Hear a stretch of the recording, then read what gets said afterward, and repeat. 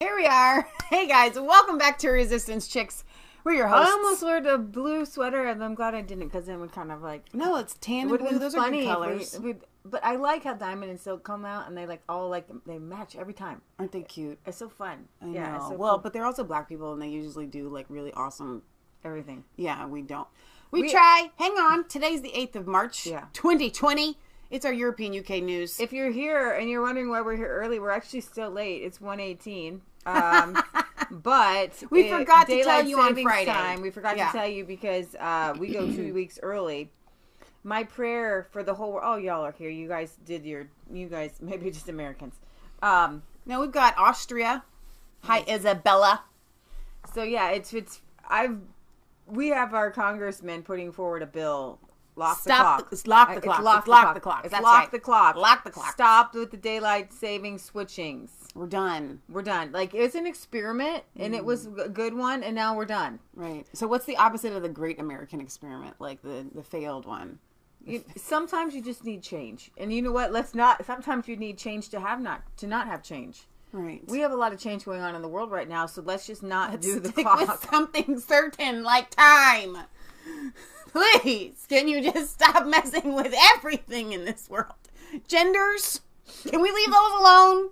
The clock, the time, can we leave those alone? I mean, unless you want to, if you can figure out how to rewind some of this, I might be for it. But if you can't do that, turn back time. If I could find a way. My third solo is okay. I would leave the clocks where they're supposed to be. And I'd say, no more daylight savings time switches. Now, I don't care which way you go with it. With the daylight savings time or standard time. Just pick one. You know, you're telling your kid, you get a gift. One gift. But they want both. No, you can't have both. I love, there used to be a meme that went around.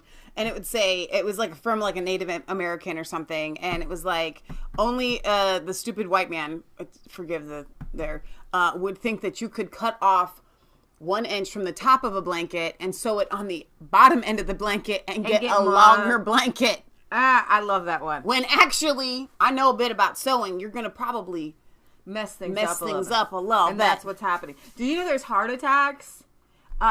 Car accidents, because people aren't used to waking up an hour early. Yeah. It stresses them out. Older people, there's more deaths, right? I mean, like, seriously, you want to talk about coronavirus?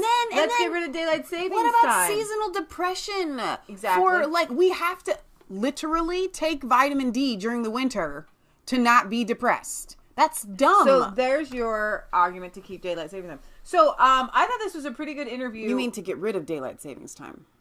To keep the daylight savings time. Just keep the daylight. Standard time would put us back an hour. Okay. So keep daylight savings then. So I'm going to play this while everybody's coming. We're going to go into the coronavirus things, but guess what? There are other things in this world besides coronavirus, which will be literally 90% of our show today. But there is the German anti-Greta Thunberg. And she went on Piers Morgan, and I have a good interview with her on Australian TV. I got some funny clips, not so funny. Okay, some things you can laugh about, some things you shouldn't laugh about, some things you shouldn't laugh about, but you're going to laugh about anyways. So we're just going to laugh about it anyways. I got Australians, they're not stockpiling water. They're not stockpiling alcohol and sanitation products like they are in the United States. They are fighting over TP, toilet paper. Like, I got videos of women yanking toilet paper from each other's hands and carts overflowing with toilet paper. And that what's so funny about that is at the end of the world, you can make toilet paper. You don't need that to survive. You need water, and you need food, and you need shelter. So the fact that they're not taking it seriously. They're not taking this thing seriously.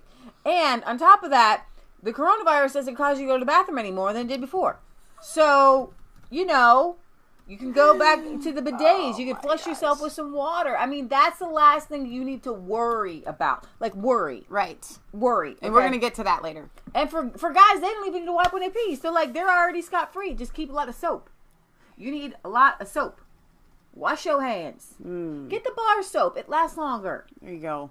Right? Okay. So, let me go to this interview here with Piers Morgan. And, like, he asked some really good questions of this her little UK chick. Pierce he's a climate change guy, but he wants to know, with all the hysteria, okay, well, what are you doing if you really believe it? Which is so funny because I know he's not doing those things. Right. So he really doesn't believe it either. No, he doesn't. I think he's paid to believe it. Now, what I'm worried about here is if they're going to be able to see them. Same time, a large we're number both of hiding the little very girls. to The young ladies. You'll have to go the other way, because I believe that there what is around them. I also think that a community little test then. Okay, here's a test. Do you watch TV? No, you got to scoot to the side. There you go.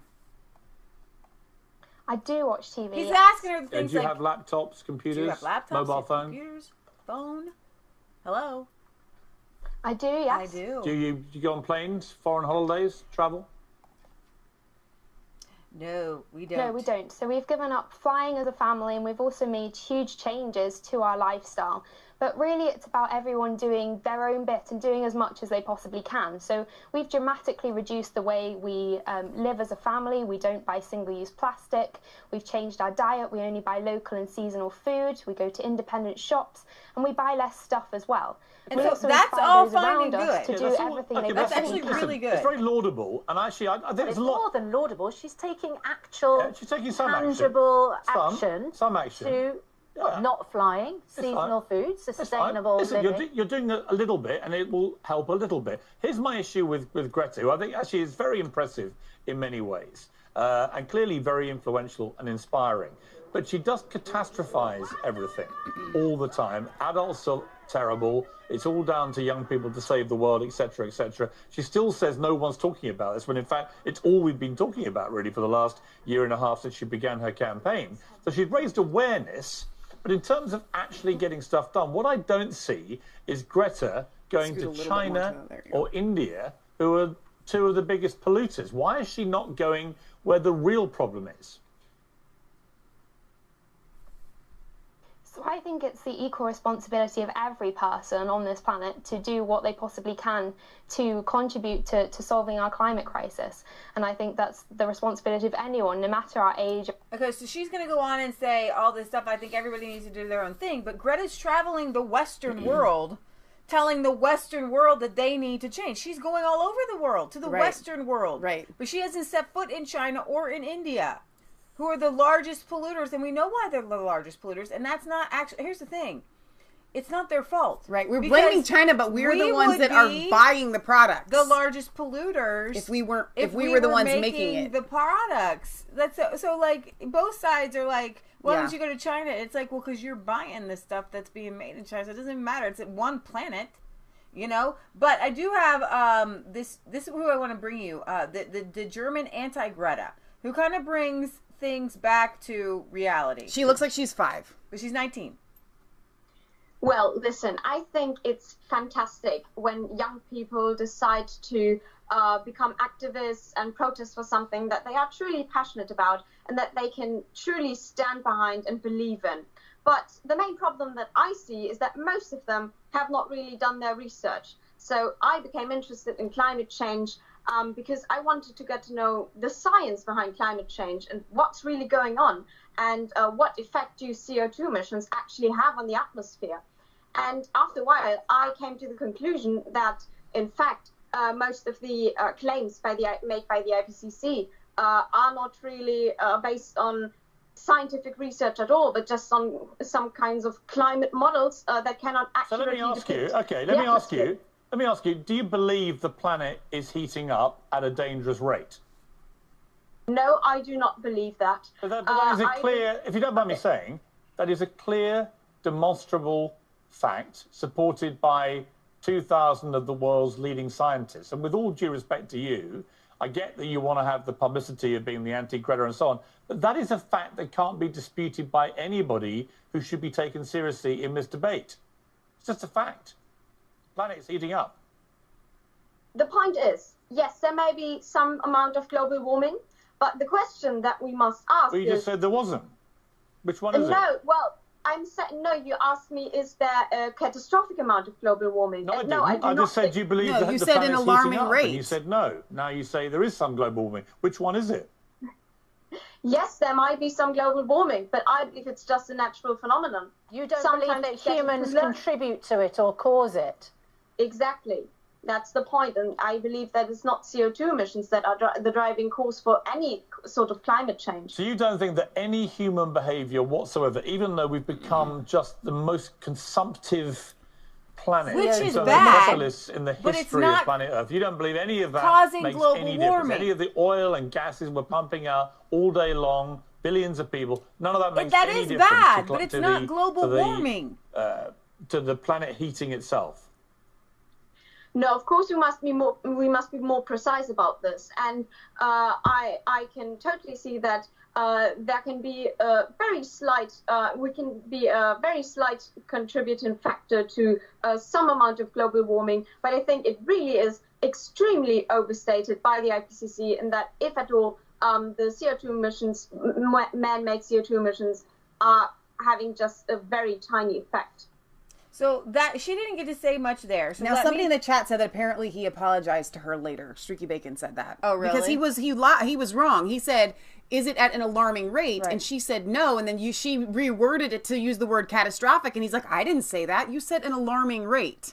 Right. I mean, it's the exact same thing. So let me give you a better interviewer who wasn't as antagonistic and give her a better chance to explain what she's talking about. School children. Yes, we're warming, only slightly, and it is not the end of the world. But if you listen to the likes of Greta Thunberg, no wonder children are grossly anxious about this issue. And Alarmism Pierce is actually should unwarranted. have let her speak in Yeah. talking about, because if Pierce actually believed that it was an alarming rate, then he would change his whole life. And he travels, he eats, I'm sure he does single-use plastic. He doesn't change his life. So there's such a hypocrisy there that he wants to call other people's hypocrisy out. But if you change, if you believe it, then why don't you change? Otherwise, you're contributing to. You want everybody else to change. It's like seriously, you don't believe it either. Right. And thankfully, a conservative foundation in Europe has found an anti-Greta teenage sensation. And she too is beginning to grace the international stage. I thought it was time you met this symbol for common climate sense. It's about time we had that. Naomi Seipert is in Germany. Welcome to Sky News Australia, Naomi. Hi, thank you so much for giving me a platform to speak about climate realism again. That's okay. Climate You don't realism. mind if I speak English? Because the only German I know is Deutsch für uns, which was on top of my textbook at school. It's okay to speak English, right? Yes, I forgive you. Okay, good. How are you enjoying your instant fame? Because you are getting plenty of it. Oh, well, that is very strange in many ways, because I always considered myself kind of a bit of a nerd at school and the unpopular kid. So, but when I was at CPAC, for example, it was so fascinating to see many young people coming up to me, being so excited about the science behind climate change, and really to see that I had inspired young people to become excited about a scientific topic again, and to make climate change science cool again, because really climate change at this point is mostly just about politics and about alarmism, spreading panic and protesting for Fridays for Future. So you And call that's yourself not a what climate I want to realist, do. right? A climate realist, so you believe we are warming slightly? Yes, exactly, I do. And I don't like the term climate denier, because I don't deny that it's warming. And of course, CO2 is a greenhouse gas, so it does contribute to some warming, but I believe that the effect is absolutely insignificant. And on top of that, we have gained many benefits, not only from using cheap and reliable energy sources efficiently, like fossil fuels, but also from warming. For example, better crop yields, and we can feed the population because it's been getting warmer. We do benefit from some amount of warming. Yeah, Greta has today rejected a European Union scoot over Parliament just a little climate bit. There you go. proposal of having zero net emissions targets by 2050. It doesn't go far enough. It's too late, she said. Firstly, what's your reaction to that response? That's just another way to spread panic. And I think she doesn't even know what to do with those numbers herself. She has never looked into the science. Well, at least I have never heard her talk about the science. So how is she supposed to know anything about what are the perfect political measures to take when it comes to climate change. She keeps criticising Australia, Naomi, and she keeps saying, oh, we should just stop our production of coal and coal-fired power stations. Of course, we don't have any other source of baseload power apart from gas. We don't have nuclear like you've got in parts of Europe, so we can't rely on that. And of course, renewables won't power this world, and we'll be sitting in the dark, and our economy will be smothered by this primitive way of living again. Exactly. This will make us slaves of high taxes and of unreliable energy sources, which might lead to a blackout, which is extremely dangerous because we need energy. We need cheap and reliable energy, and we cannot drive people into eco-depression, eco-anxiety, and energy poverty. I hope you don't react at public events like I saw Greta Thunberg react today, where after the Parliament, came halfway and said, well, we'll stop we'll have a zero net emissions target by 2050, she wouldn't shake the hand of the EU president. I hope you don't behave like that. Oh, no, I don't. I always make sure to be polite because I don't see a point in being pessimist in any way. And I'm not anti-Greta. I'm not some kind of evil right-wing anti-Christ. That's not how I want to present myself. And I want to have discussions and conversations with everyone on all sides of the political spectrum. I want to raise an interview you did only recently with Piers Morgan of Good Morning Britain, where at the end of the interview, he actually had to apologise to you because you answered a question that he said about whether it's warming, and he was talking about dangerous warming, and you were answering that question accurately. This is a little bit of the interview with Piers Morgan. And we played that, so you can probably skip ahead. But is it clear, if you don't mind due respect to you, there's debate. But the question that... The plan is... Apologise at the end, is that right? Yes, that's true. And, but I don't blame him because this just shows that most people are not really aware of how they talk about climate change anymore. And when they ask questions like, do you believe in climate change? They don't realize that they are asking a very vague question. They're not really asking, do you believe that humans are causing climate change, that we are experiencing drastic and irreversible and very damaging amounts of global warming. And so we need to be more precise with our questions, especially when it comes to scientific questions. So with that, let me explain what she is saying, because sometimes, she's only 19, so she only has like an 8-minute interview. She's not going to be able to go through all the science. Number one, CO2, when you say it's a greenhouse gas, meaning it makes things a little bit warmer, our planet kind of balances itself out. God knows what he's doing. And when we breathe in oxygen, we breathe out CO2, okay? And so the plants, they reverse that for us. And they Isn't need that it. wonderful? And they need it. So it is actually like vitamins, you could say. So the planet is greener today. And when I talk to kids or I talk to anybody about climate change, what I want to see done is pollution and the desecration of the planet separated from the CO2s. Because what happens is when you put those two together, you get climate alarmism. When you think that A plus B equals C, when you come up with A and you come up with B and then you want to make it C, even though it doesn't.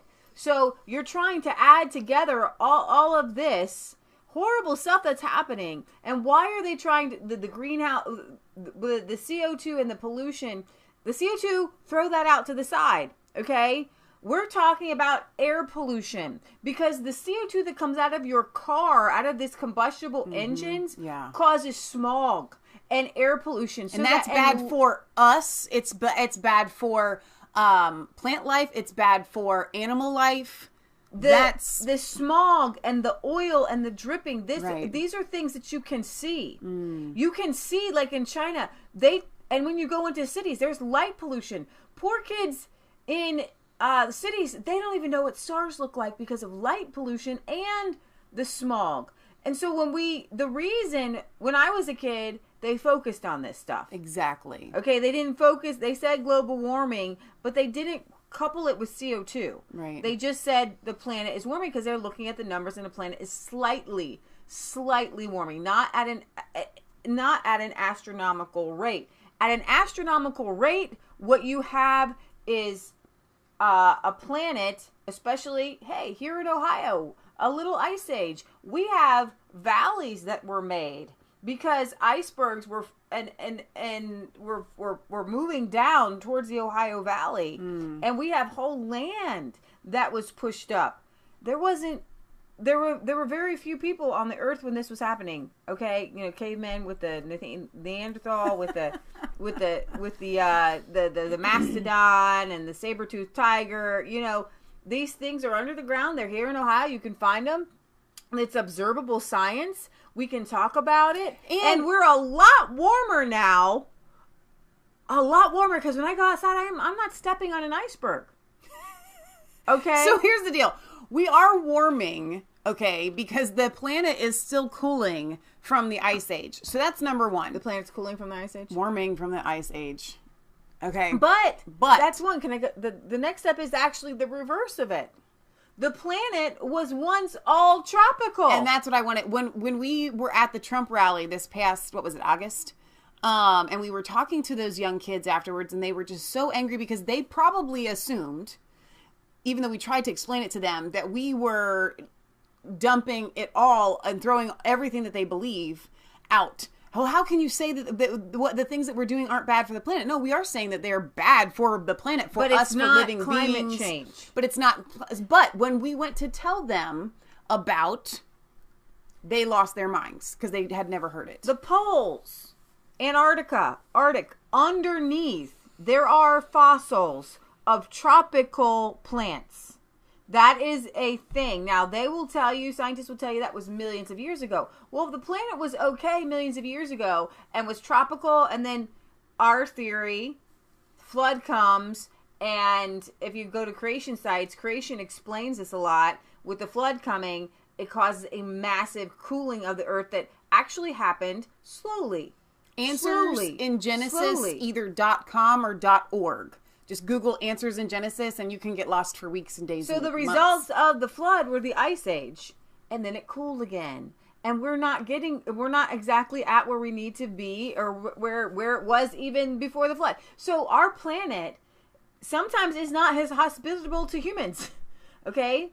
And sometimes we might need to make some changes, but what they want to do is cause a $1 trillion industry of new energy and new tech, and they want to cause a panic as they want control of you. They're saying to you, come to me, your government, give me all the power, give me all your money, and I will distribute it back to you. We'll make sure that you have all this blah blah blah clean energy, whatever clean energy is to them, where it's not clean. And I can tell you clean.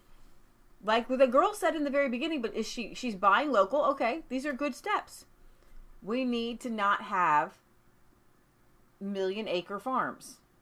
Okay, we need to not have 1,000-acre farms. Okay, because if you are working on, John Locke would say, one man can work at most 40 acres. And you can actually do a little bit more with his hands. And this was before equipment.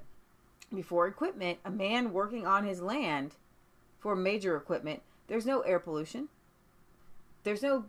and when we tried to explain that to these young people, like, we would like to go back to that, they're like, well, but no, but the Industrial Revolution was great. And I'm like, that's what brought you to this point. So this is what I have a problem with the end-time Christians. It's a schizophrenic Christianity, because you want to read the gospel and it says, go and preach the good news. And then you want to say when bad things are happening, then that's good news.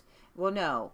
God wants to heal you. He wants to restore you. He wants to bring this country back to him. That's the gospel. Right. Okay. So when these climate deniers, you can't talk to them because they're literally not climate deniers. They are climate deniers, actually. Okay. They are the climate deniers because they're denying the facts. Take away pollution from, okay, so you get what I'm talking about. That was that was our great. This is really encouraging to see a young person stepping forward. It's really helpful, actually, that she has a similar accent. I think maybe almost the exact same accent as Greta. And so you kind of think, okay, we really do have the antithesis to Greta Thunberg here. And I'm just excited that the truth is getting out there. Yes, we should be treating our planet better. Yes, we should be more conscientious of wasting things, of smog, of things like that. But should we be fear-mongering these kids? And this is a final thought on this to wrap this up. It all boils down to Agenda 21 and population control, because if they can get these kids to feel like we are the scourge to the planet, that we are the fungus or the bacterial infection in the planet, and we should stop having children, we should maybe kill ourselves because the planet itself would be better off without us, and it creates a god idol like worship of the planet, and that we are lesser than the planet and we should just dismiss with ourselves. Right. And that's how they get these kids to reduce. They've got children that are signing cards. I vow never to have kids. And this is terrible. This is total brainwashing, and it comes from Agenda 21. Right. All right. So moving on to Erdogan has decided to go full on war with the EU by flooding the EU with migrants. Well, Greece is having none of it. There's video I have show you. You have soldiers saying, "We will not let you pass." This is a big thing for them. Pictures here, Greek migrant mobs turn violent at Greek border. The army has been deployed. Violent clashes erupted on the EU's common external border over the weekend as Greek border guards. This was actually last weekend. This is articles from last weekend, but it's continuing on this week. Try to stop migrants promised they could travel to Europe. So Europe, this is what happened. It started last week. So we showed you some of these pictures. Well, it has escalated to the point where the Greek army is actually doing live ammunition drills on the Turkish border. Greece conducted a military drill with live ammunition along the Turkish border as waves of migrants attempted to cross the border after President Erdogan's decision to open up the gates for migrants to cross into Europe. Ahead of a visit from European President Ursula von der Leyen, the 4th Army Corps of Greece announced it would conduct a military drill. Turkey is saying that there has been some live fire. Now, the Greece border right now is in flames, and Michelle has a couple videos, I think, to bring up to you. Do you want me to play them in the background or play them? You can just play them. Wait, I just have this one up. And I don't want you to play at the beginning. Play it here. Because it's boring. Okay.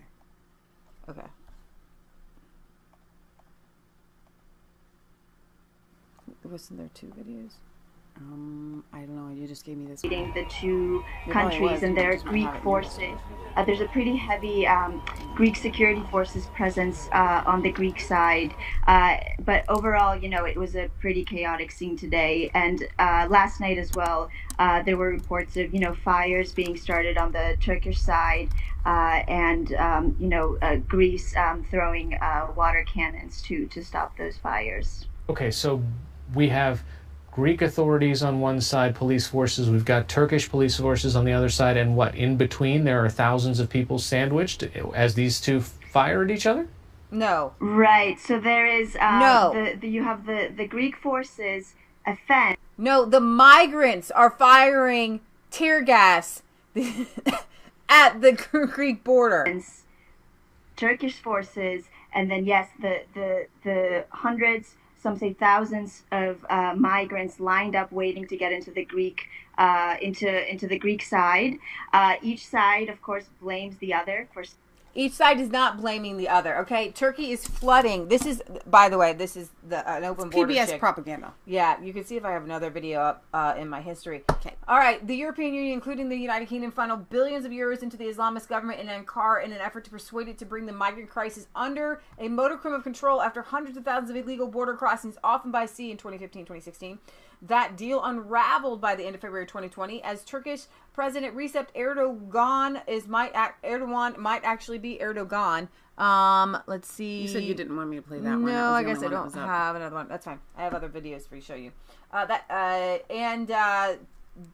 Erdogan announced migrants free pass through his country into Europe, seemingly as punishment for the West's failure to offer sufficient support for his invasion of Syria, which has become fraught with danger as his forces clash with the Russian-backed Syrian government in the Idlib province. These are the migrants. This is not the Turkish, as this they're playing it as Turkey is fighting Greece. No. Right. Turkey sent the migrants, and the migrants are saying, "Let me in, or I will kill you." You know what they sent? These are the criminals. They let the criminals out. They don't want them back. I have an article that says that Erdogan is not letting them back in. So right now, let's be honest, the EU-Turkey agreement on migration is dead, said Greek Prime Minister Mitsotakis in an interview with CNN. It is dead because Turkey has decided to completely violate the agreement because of what happened in Syria. Prime Minister Mitsotakis, I don't know how to say it exactly, accused the Turkish government of having systematically assisted both at land and sea people in their effort to cross into Greece, but vowed that Europe is not going to be blackmailed into this problem with Turkey. And this is pretty sick. You want to let these people in? I got some videos for you. Allahu Akbar. Snack bar is what I should have said so they don't get censored. These people want in. These men want into your country. Social media gives some indication of how just tense the situation on the Greek border has become. The best videos are going to be on Twitter because YouTube is censoring it for a pro-migrant view. Oh my gosh. The video footage purporting to show Turkish police firing tear gas over the border at the Greek police in response to the Greeks firing tear gas at them. So I guess the Turkish government the Turks are actually helping the migrants. The Turks claim the heavily armed soldiers from either country staring each other down through the border fencing as they patrol the frontier just yards apart. The history of relations between the two countries has been far from easy, with Greeks having inhabited what is now the Turkish heartland for more than 1,000 years before the Turks arrived there. The Greeks continuing to comprise a very substantial minority of Turkey's population right up until the 1920s, with a combination of war, genocide, and population exchange all but eliminated their presence. Here, let me show them this one. This says, a Turkish armored vehicle with a rope attached to it was reportedly trying to pull down the Greek border fence this evening. Oh my goodness, I did not see that one. So Turkey's literally helping tear down borders into Greece. Like that is it. That's war. That's war. You don't get to tear down another country's borders. No, you do not. No, you definitely do not. You don't get to do that. Let's see, where's my... Here we go. Turkey sends 1,000 special forces to the EU to prevent migrant return. Okay? And go ahead, you can play some of this in the background. Starting last week, multiple... Well, I just Googled it, so I don't know... Or I just looked it up on Twitter, so I have no idea what it's... If I scroll through this, what they're going to see. Just wait a second then.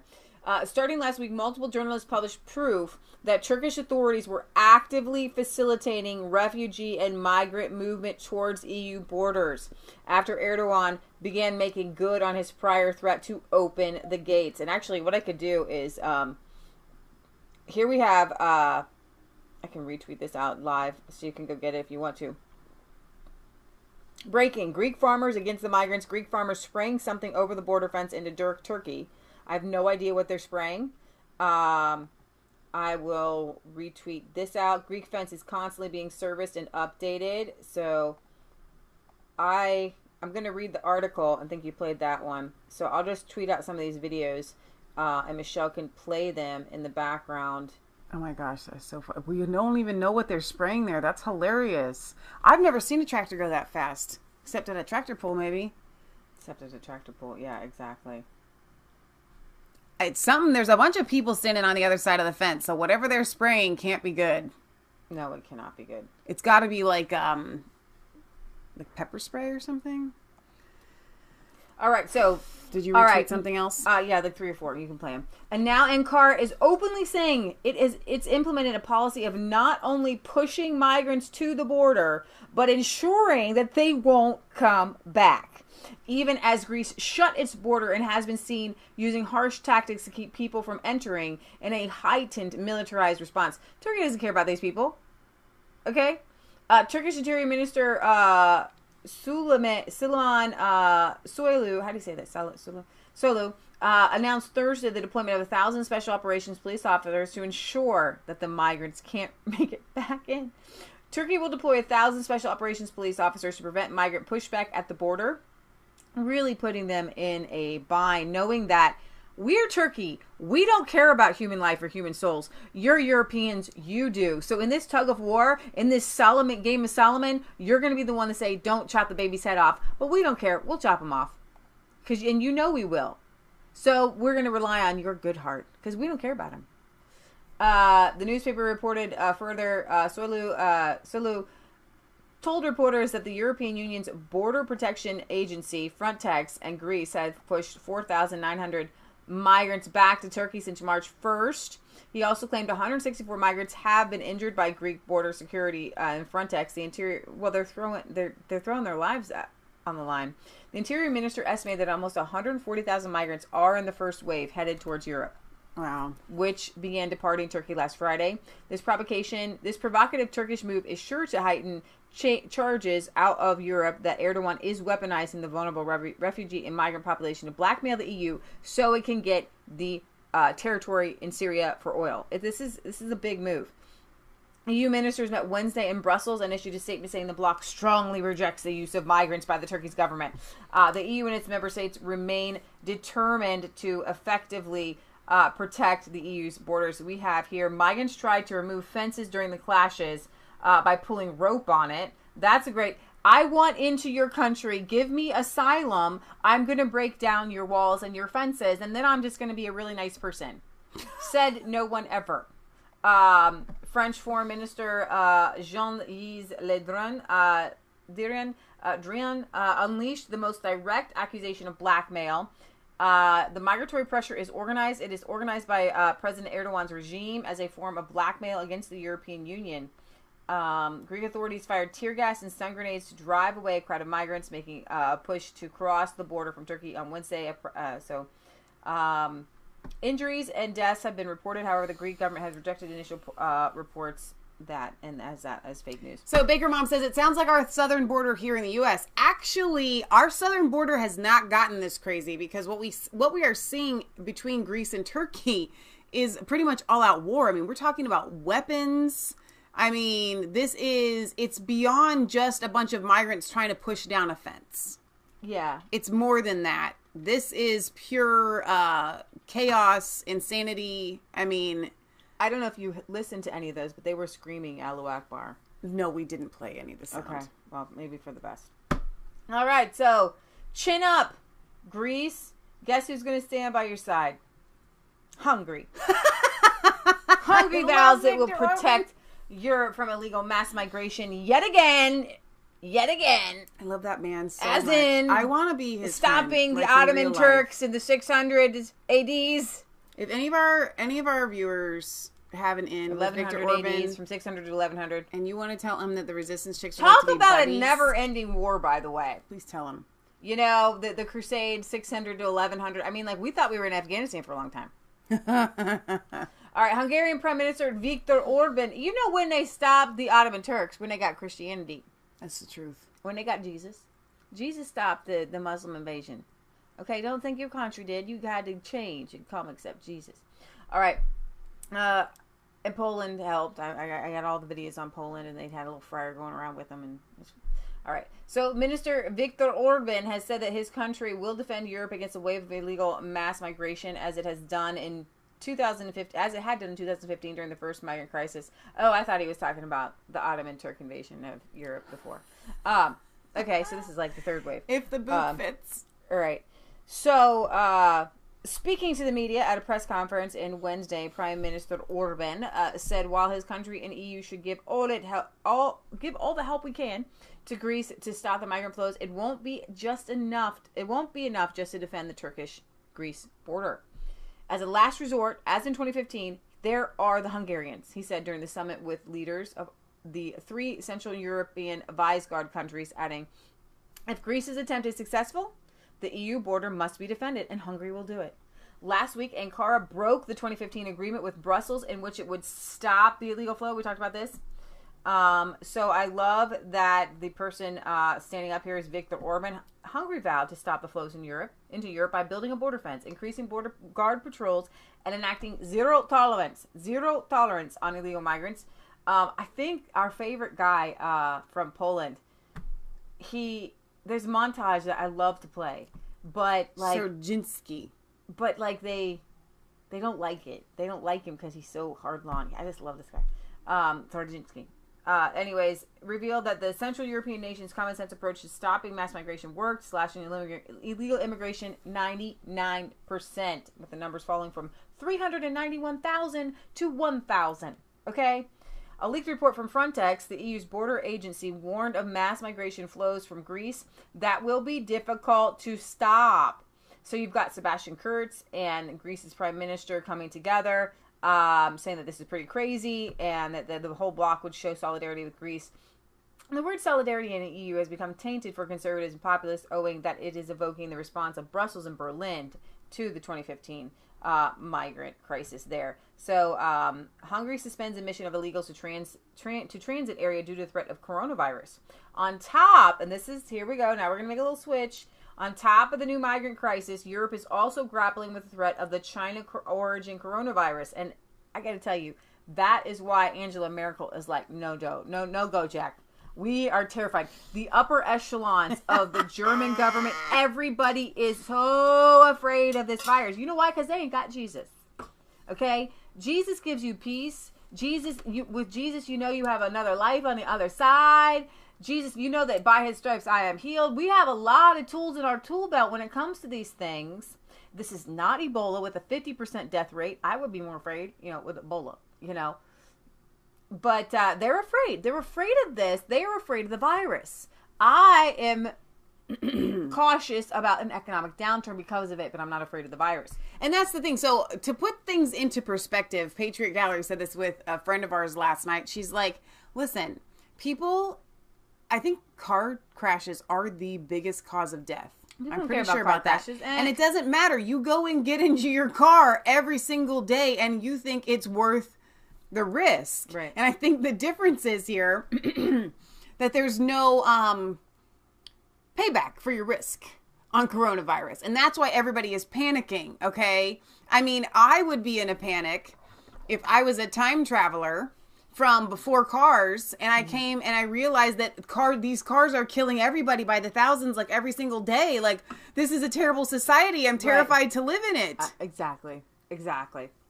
So Hungary has indefinitely suspended access to border transit areas for asylum seekers. We observe a certain link between coronavirus and illegal migrants. Now, we're going to go to Italy. Okay.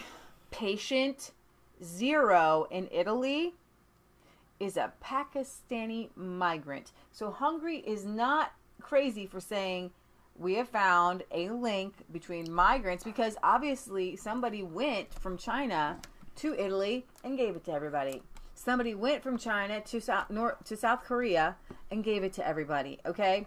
So let me read 2 comments here before we move on, because earlier Britt Baza had said on this topic, Michelle, the Greeks have had a large part of their country given to Turkey by the U.S. after World War II, so the Greeks don't like the Turks because of this, so this will create a war between Greece and Turkey. Get your land back, baby. And then, let's see, Tom says, here is a thing that I noticed recently from Germany. So far, everybody is welcome. Now, all of a sudden, well, maybe we can't accept everybody. And the whole media is on board with it. Yeah, the situation is worse in Italy, and we're going to talk... Like somebody flipped a switch.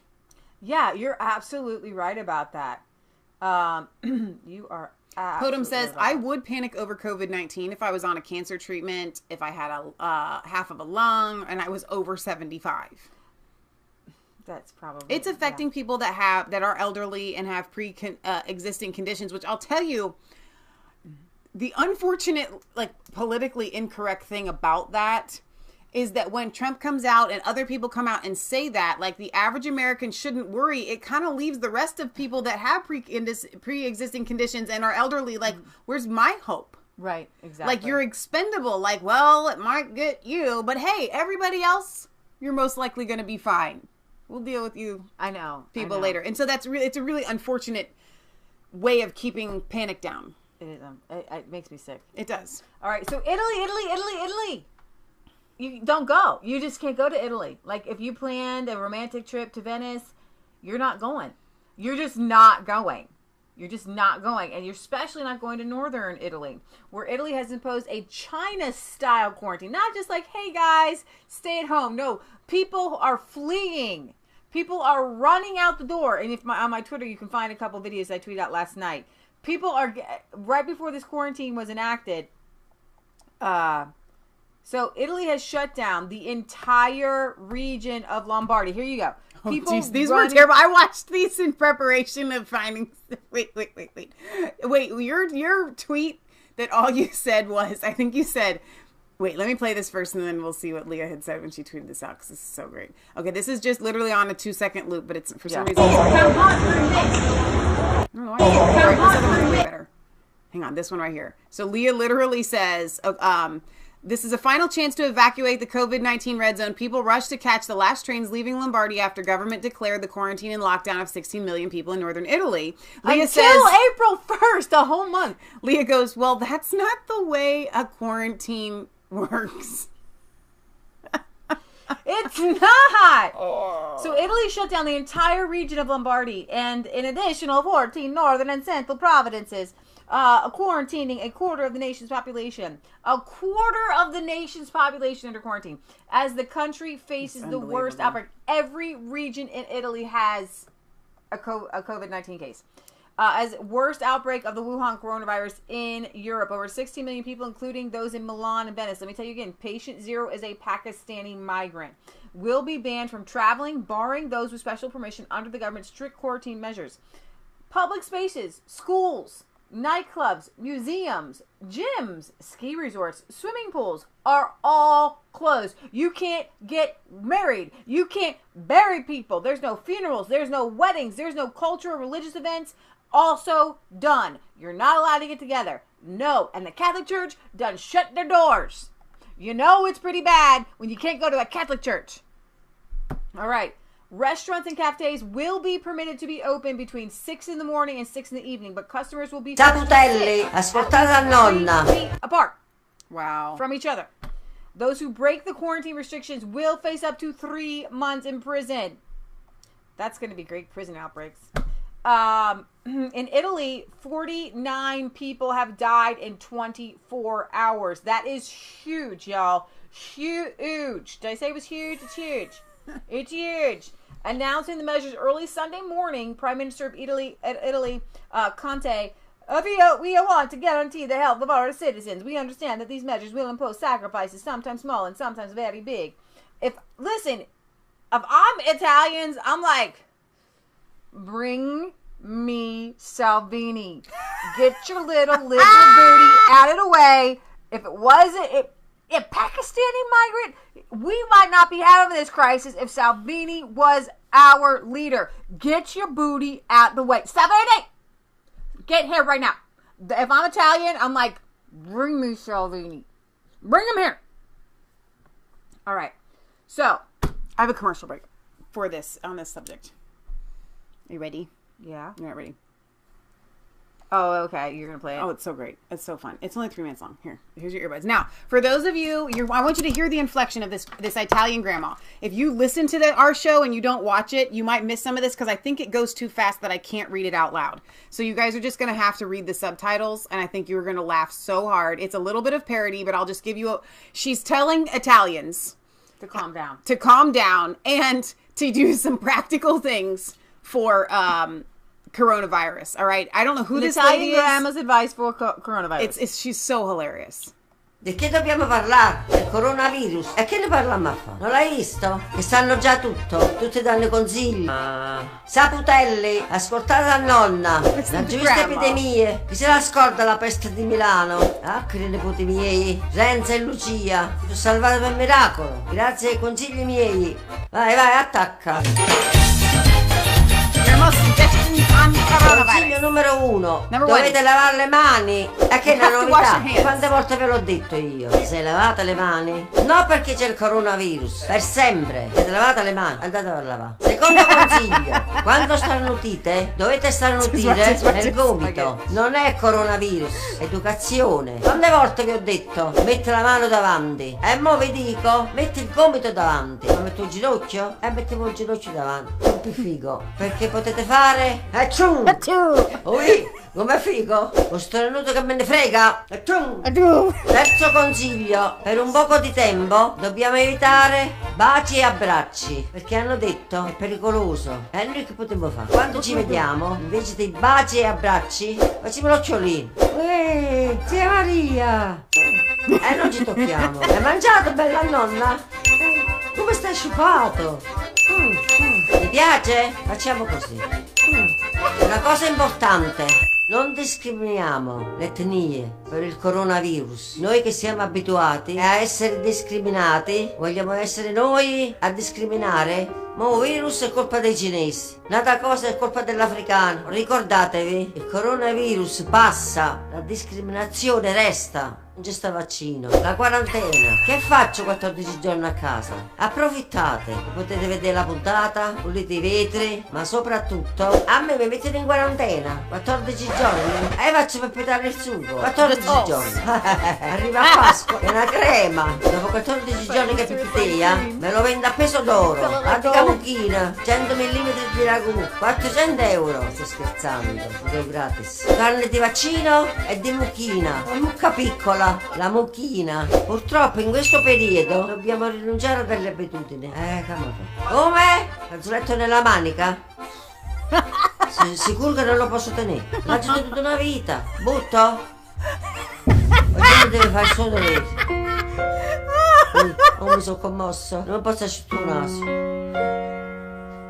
Vi volevo dire l'ultima cosa. Per me tutti i nipoti sono dottori, ma non medici. Avete capito? Non è che avete letto su internet e mo siete scienziati. Sarebbe bello. Allora avete tutti i nipoti laureati. Ascoltate i medici. Oppure a nonno. Perché dove non arriva la medicina, arriva la civiltà. Amici che state al nord, fuori sede e non andate in panico. Se finiscono le scorte nei supermercati, ci siamo noi. E vi mandiamo un pacco da giù. Per noi siete tutti parenti. Siete fuori sede? Ti mando un pacco. Siete al nord? E ti mando un pacco. Sei cinese? Scherzetto. È carnevale. Sei cinese? Prendi 2 pacchi. Per verità. Adesso vi saluto con un gran abbraccio. Oh my gosh, she is so cute and way to make light of the whole situation. And I love how she had some sarcasm there. She was saying like, it doesn't matter who you are, where you're from, grandma will send you a package. And she's like, even the Chinese, if you're Chinese, just kidding, it's carnivale, we'll send you a package. You know, I mean, it's so funny. I just love that listen, Italians do have a really great sense of humor. So that was really, really fun for me. All right. So the quarantine measures enacted inside of Italy are the most extreme outside of China. Nobody else has these kind of quarantine measures. Where the virus originated, not even in Iran, I guess, which is actually worse than what's happening in Italy. The CPP sealed off the entire province of Hubei and the epicenter, quarantining 56 million people. We know that 700 million people were finally quarantined. In Italy, 1/10 of the world's population was quarantined 17 at one million. time. No. In China, okay, yeah, 700 million people were quarantined at one time. That is 1/10 of the whole world's population. Right. Italy has faced the largest outbreak of the virus in Europe, with the numbers of infected over 1,200, bringing the total to on Saturday alone, bringing the total to 5,800. The death toll in Italy is also the largest, reaching 233, with 36 more people dying in and we just said it was 59 actually. Lucia Zaia, the president of Veneto region, which is home to Venice, criticized the government's drastic measures and the imposition of a red zone. I'm against curfew. What they are doing internationally, describing us as the new Wuhan, is rather scandalous. We have the most careful in diagnosing, she says. The move to introduce widespread quarantines follows the revelation on Saturday that the leader of Italy's Democratic Party and governor of Lazio, Nicola Zingaretti, has contracted the coronavirus, the first major Western politician to be struck with the disease. Zingaretti announced on social media that he is fine, told supporters not to panic. I will set a good example by following the recommendations of doctors, and I will fight the coronavirus as is the right thing to do for our country at this moment. So what you're seeing in Italy is pretty big deal. 49 people died in 24 hours in the last 24 hours. And according to the head of Italy's civil protection, Italy has seen more than 49 people die. And that was from Thursday to Friday. More people have died since then. Wow. Go ahead. No, so I had a couple thoughts there. My first thought is more of a practical thing, because I've wondered this myself. in our situation, right? Because of our business. And it's not, our business is not unique. Everybody has a job, right? And a lot of people run their own business and so on and so forth. But let's just say, for an example, in a situation where you're supposed to, like, you contract it and you self-isolate. For our family, does that mean that your whole family has to self-isolate then? Because, like, so when you're self-isolating, like, you would have to be, like, your whole family would have to, and it's the whole thing. The thing about this is so crazy because we still don't have an incubation period. Exactly. It's all over the place. We don't know how long. I haven't had any symptoms in 14 days. Am I okay? And then you get released back out. But then let's say your family member contracts it, like, 14 days later. Show symptoms later. And then you have to quarantine for, who knows how long. And then you can get reinfected. And so these quarantines, even though I don't think that there's another answer, they aren't practical unless we're going to admit that we have to shut down as societies. That is going to be an eventual outcome, regardless of what country you live in. It's going to hit you at some point where you will be isolated. And so I'm not trying to fearmonger a death of coronavirus. That's not what I'm saying, or even the awfulness of going through it. I'm not trying to fearmonger about anything, but guys, it's a wise thing to be prepared with about 2 or 3 months of stuff, right? Before it passes through you and your family and your society, in your house. That's kind of what I'm getting at. And it's not fear. Extra hand washing. It's just wise. I actually stopped washing my hands for a while. Not super washing my hands all the time, because with the antibacterial stuff and with the extra washing, you're getting rid of the good bacteria, because when you go outside, barring viruses, the microbes outside are good for you. Yeah. Okay, where do you think your probiotics actually come from? Okay, so there's a whole book called Eat Dirt. So there's, again, with like the climate things, again with the virus things, it's not the fact that you need to be washing your hands all the time because of something outside in earth. The earth is not what's going to kill you. People and spreading viruses. Mm-hmm. Okay, it's, It boggles my brain. It's like, whether it's like any big outbreak, it's all because of other people, right? You want to watering your animals and drinking the water downstream. Start by building your immune system. Mm-hmm. Sugar weakens your immune system. Just cut out sugar if you can. Things like that. I'm not saying that I'm doing that. I'm saying if you can. I've lessened my sugar intake considerably. But my point is, you can take bone broth, like just literally get a chicken, boil it down, make some soup, have some bone broth. That will boost your immune system. Listen, find a local person that can get elderberries to you. Okay, make sure that they're actual elderberries, because the other kind can poison you. But my point is, there are steps that we can take. And so if somebody in the chat, God bless you and I'm with you, I am not afraid of the virus itself. You can say, I'm not afraid of the virus. But unfortunately, what that very line and sentence does is it tells everybody, it sounds like, I'm not going to do anything to prepare. Well, you should be boosting your immune system. You should be doing things. But if you get quarantined, you might be uncomfortable for a while if you can't get your own staples. If you have to start using, if you do get the virus and you're toilet paper and washing you want to not get the virus because you don't want to be quarantined. Exactly. Even if the virus doesn't kill you, it's going to really mess with your life. You're not going to be like, people go to work with the flu.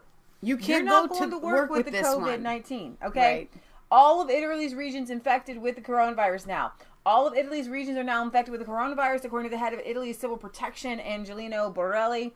A total of 35. Okay, an increase. Okay, so I just wanted to bring that to you, kind of give you an update. I'm trying to give you the most update information. The Vatican says that there is one case of coronavirus under their care. The head of the Holy See press office said in an email early Friday that the Vatican has temporarily shut down its outpatient services for sanitation because somebody who came in had the virus. Let's see. Just 20% of Germans confident that Merkel can handle the coronavirus outbreak. A poll has claimed that just 1 in 5 Germans are confident that Angela Merkel's government can handle this.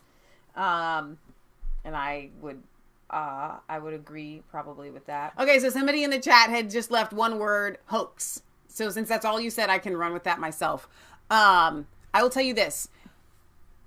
This is not a hoax, but let's just say for argument's sake, you were right. Okay, it's 100% not a hoax, but I'm going to play devil's advocate here for a second. It's not a hoax. There is no virus whatsoever. It's not happening. All the videos from China are wrong. Our very own Chinese friend who has family members there, who knows people that are dying, that person is wrong. Like, let's just say for 1 second, you are 100% right. No one is dying and there is no disease. The Christian doctor who... The Christian doctor from Wuhan didn't happen, all right?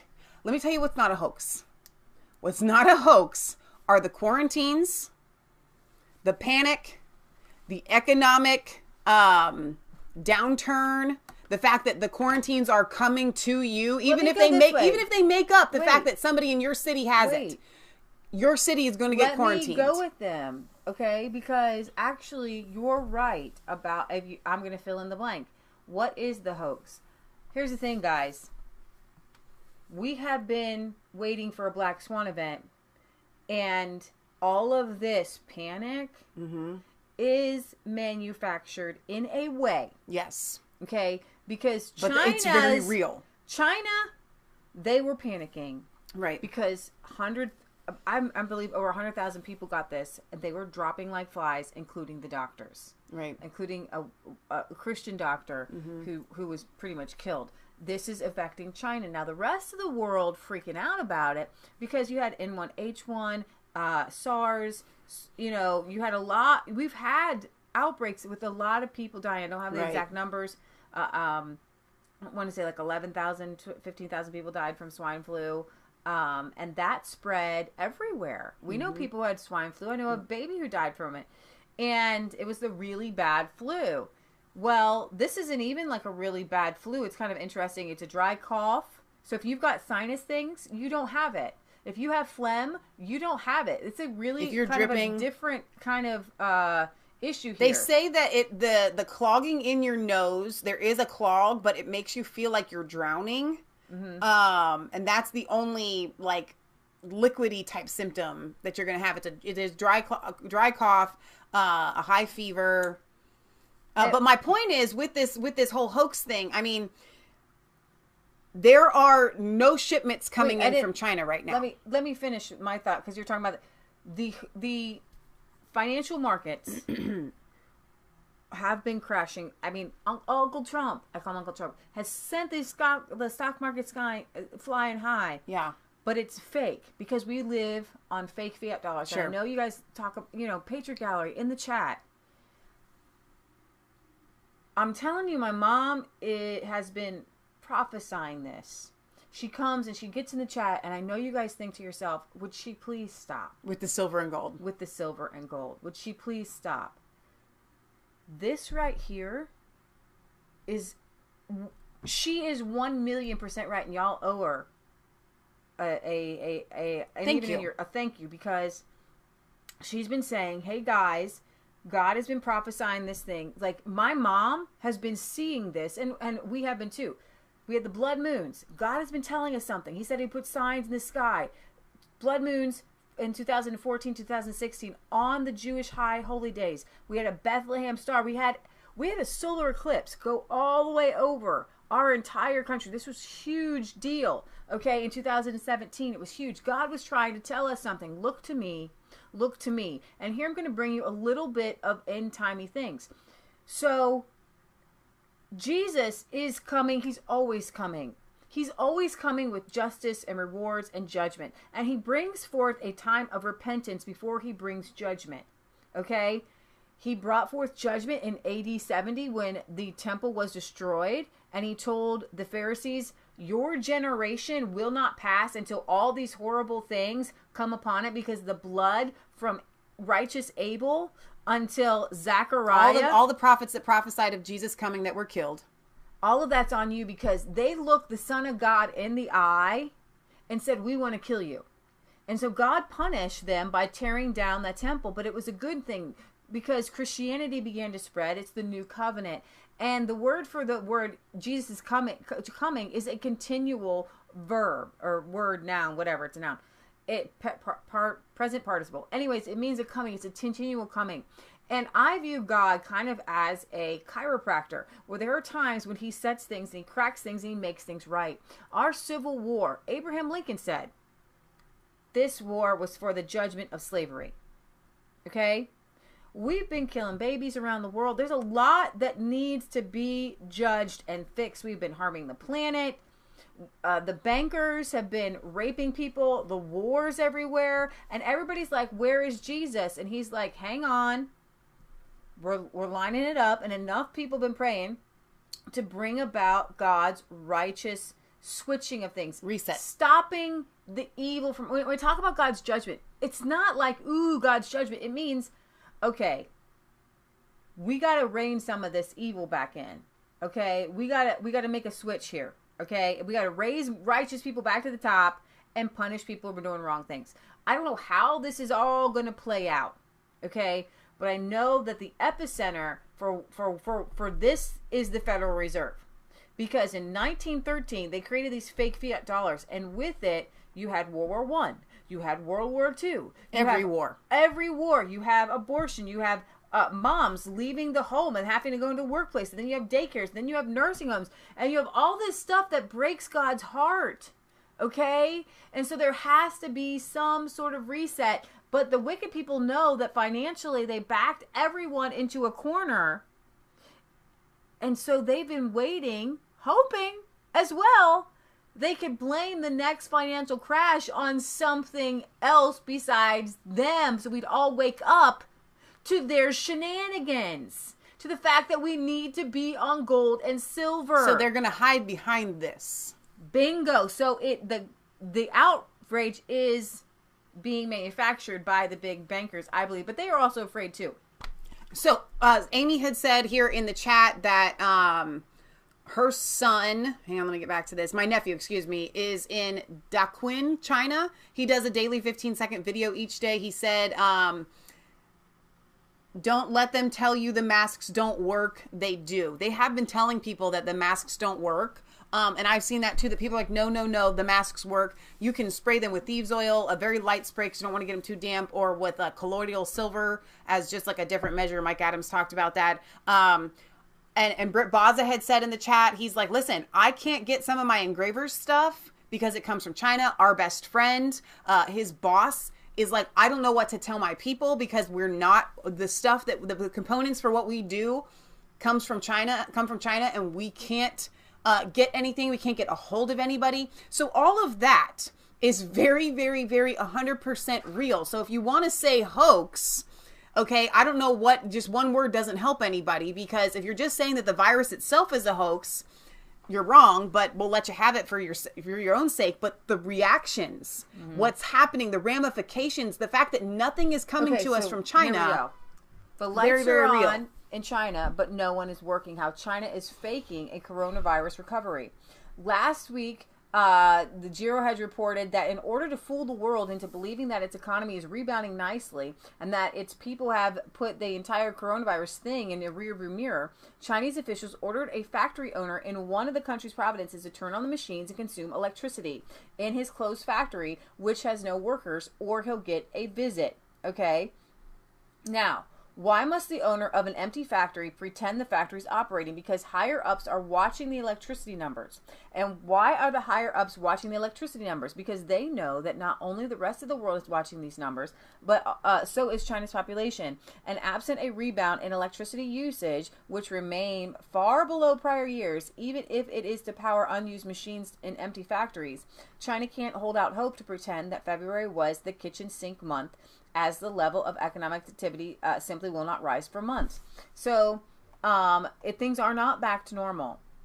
Instead of Chinese ghost towns, we have Chinese ghost factories, whose only purpose is to try to fool its population and the world that the coronavirus pandemic, which is still raging in China, is under control. Michelle talked about last night how you could have everybody back in the factory, but there's one guy who can the only guy who can operate this one machine, and then whatever. Everybody's got to go home. Fast forward to today, when China's own Caxin, a Beijing-based media group, picks up where left off, and after conducting its own investigation, has found that local companies and officials are fraudulently boosting electricity consumption and other metrics in order to meet tough new back-to-work targets. As new coronavirus cases in China slowed in recent weeks, local governments in less affected regions pushed companies and factories to return to work. Now they're cooking the books. This is how desperate China is scrambling to give the world the impression that all is well, leaving lights and air conditioners on all day in empty offices, turning on manufacturing equipment, faking staff rosters, and even coaching factory workers on how to lie to inspectors, like from Nike or from Apple or from all these big American Western companies. Why would Nike even send inspectors there? Because they want them to keep going. Doing. Your inspector can't come back. Like, you can't be allowed to come back from that area. Yeah, you're right. They have to, like, just stay there. So the East China province of Xinjiang has been lauded as a prime example of the nation's industrial recovery. Resumption of work was 90%, but a civil servant in one district of the provincial capital told Kaksin that from Saturday, plants were instructed to leave their industrial equipment idling for the whole day. And then you told us last night that there was a woman in San Francisco who she did. She went to some of the ports. Yeah, I probably do.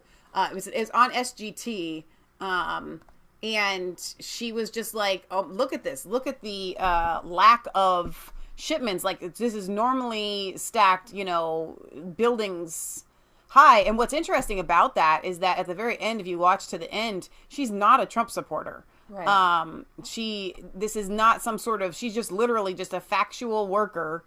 Who is there. While you're bringing that up, China hints at blackmail over pharmaceutical exports would plunge U.S. into mighty sea of coronavirus.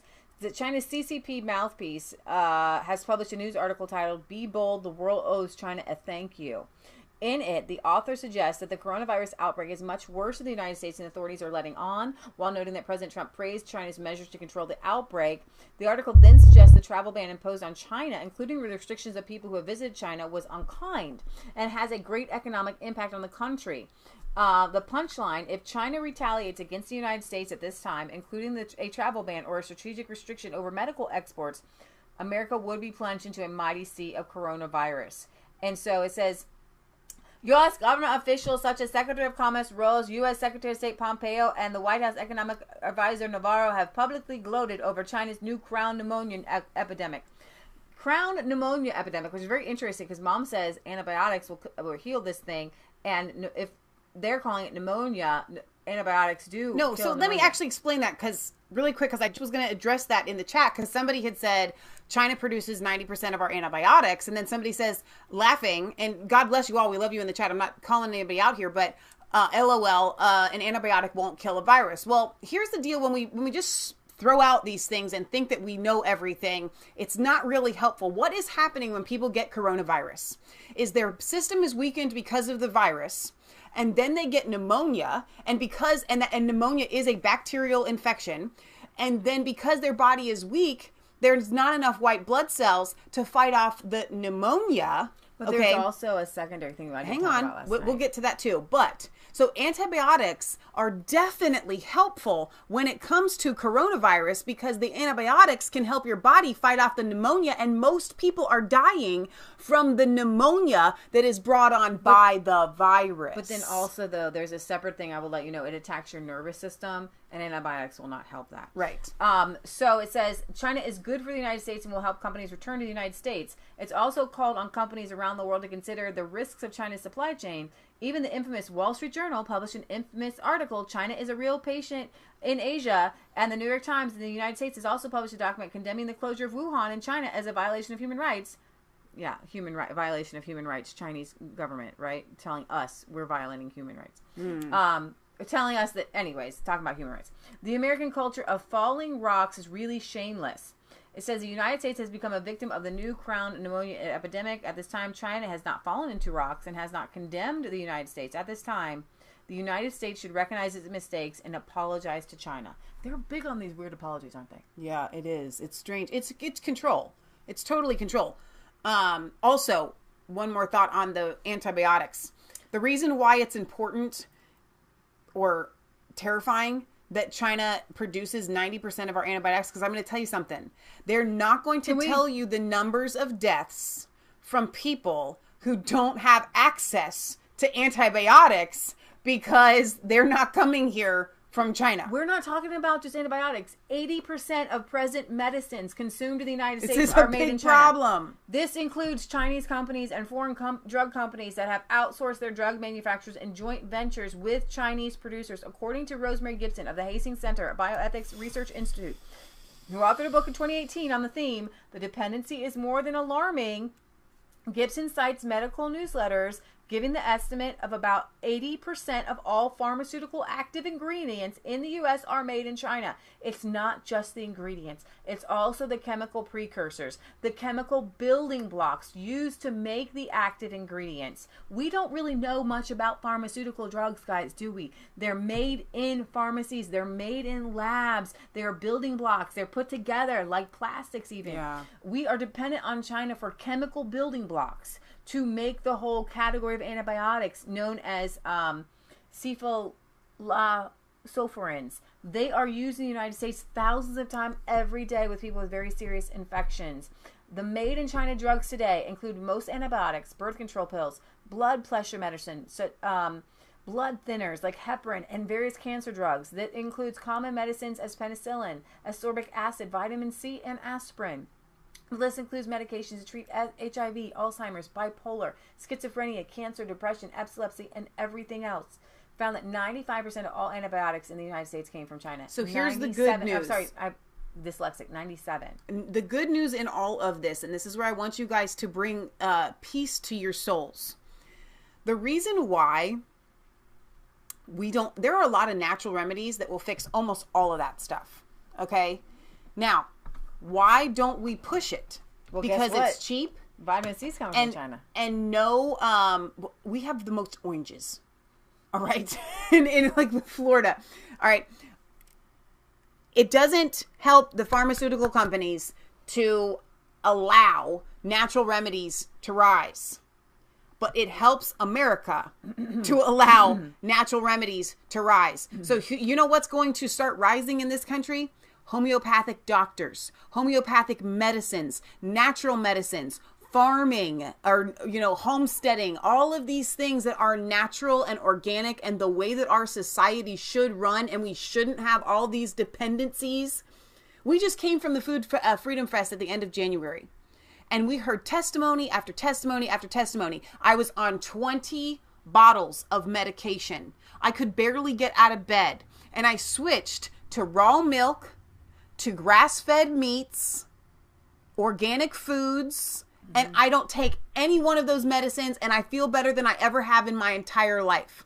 That is the testimony of eating natural foods, of going natural. We don't need to have this dependency on China. They have made us dependent on these drugs. So on the one hand, in the short term and the interim, it is scary, but the good news is, there are those of us around the country, like Maya, Jill Baker of Baker's Green Acres, Leah and I, who have knowledge to help people through the transitioning from being dependent on the store-bought drug, the China drug, to a natural diet that can help you with your problems.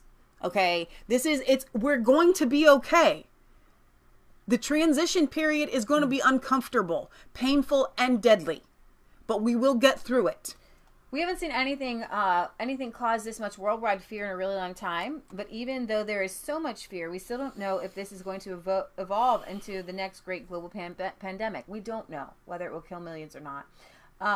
Nobody has a real good answer for that. We do know that the virus is about 34 times more deadly than the flu, according to the latest numbers. But in order for it to kill millions of people, a substantial potential of the global population would have to be actually infected.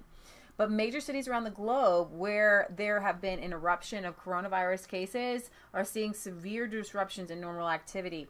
And Michelle can bring up the video from Australia here.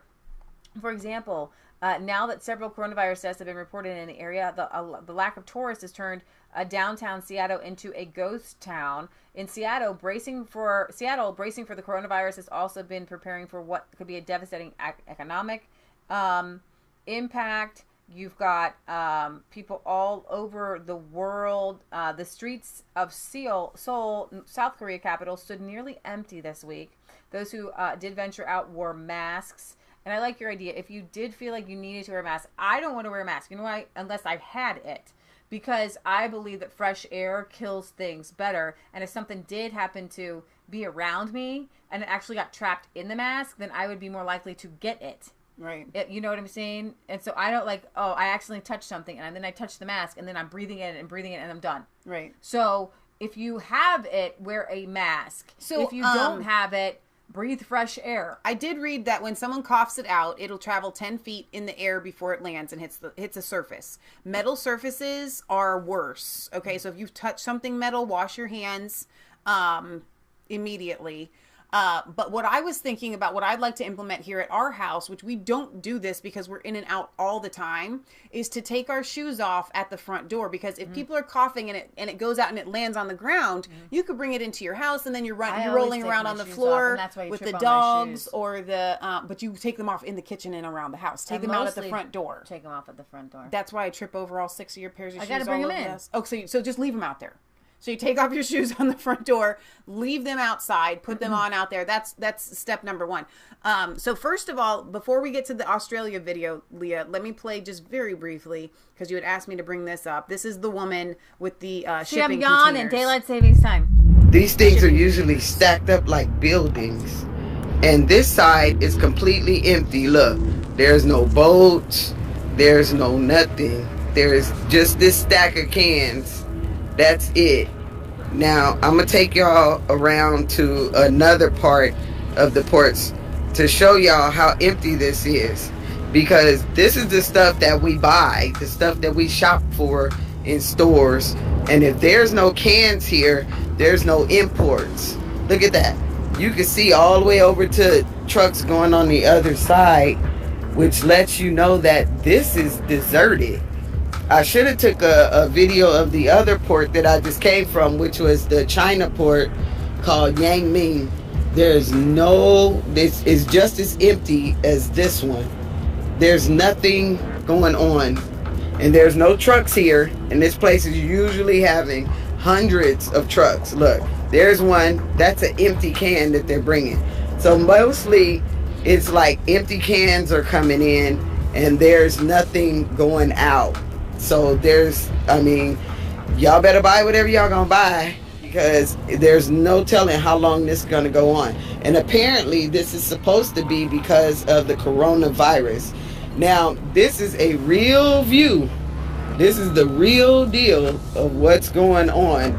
This is not something that's seen on the news. This is me out here on the field. She's not supposed to doing this, letting y'all know what's going on. So here's the deal. And I hate to give nods to people in the comments that are being obnoxious, but Rand, God bless you, and I'm glad you're a viewer, but he says, if I wanted this level of fear, I'd be watching Bix Weir or Alex Jones or MSN or something like that. Being wise is not fear-mongering. We're telling you, don't panic over the virus. But if, Rand, you're wrong, okay, and people don't prepare. If you're out there telling everybody to sit down, shut up, don't panic, don't prepare, don't do any of these things, and you're wrong, and then everybody's left, well, Rand said that I shouldn't panic. Rand said I should just be fine and act like everything is normal. And then when it happens, if we're right, all you do is you've got some extra rice, some extra beans, some extra toilet paper. You're healthier. You're washing your hands more. Okay. It's the same thing as salvation. Okay. If an atheist is wrong, you go to hell forever. Okay. If a Christian's wrong, you just sleep and that's the end. And you can live a joyful life. I thought some of you might say that. So my response to that is we're actually just reporting news. Facts to you. Like, we're not making things up. We're not telling you. I haven't brought up the articles that say millions of people are going to die. Okay. Right. No, that would be fear mongering. How other people are reacting around the world and how that's going to affect you if you can't get your stuff. This woman's video that shows you the shipping containers are not coming in from China. And personal stories of people that we know that aren't able to get the things that they need for businesses. So you can put your head in the sand, but it will only be in the sand for so long. I said that about, like, with some of my friends, good friends in the beginning, who were saying that this is no more deadly than the flu. But it is, and by giving out false information like that, you're not being helpful. There are videos of people who were walking around in China or Iran, and they literally, something happens to their airway passage or something. They fall over dead. Okay? They literally, it's not like, oh, I'm sick. I'm just sick of the dog for like 2 or 3 weeks and then I die. No, something happens with the breathing and it affects your lungs. It goes in and affects your lungs. Mm-hmm. And so why would you just fall over dead if you feel like you're kind of normal? Is it's affecting your breathing. Mm-hmm. And why would China be taking such extensive measures to do a cover-up with something that isn't real? Fact number 1, almost everything in our lives comes from China, and we are inherently or wholly reliant on that. Fact number 2, 25% of their energy consumption has diminished. Their factories are not running. Their factories are not shipping to at least the United States. Products that we are reliant on are not getting here. I'm actually kind of cautiously excited. I don't think this is necessarily bad news because right, I'm with you. If a world can change and not many people die or people get hurt, exactly, I'm all about it. Yes, I have been wanting us to get out of China for a long time. And if people in America don't die because of it, amen, then that's a really good thing. So I don't want to say, these Americans had to die to make this happen, blah, blah, blah, blah, blah.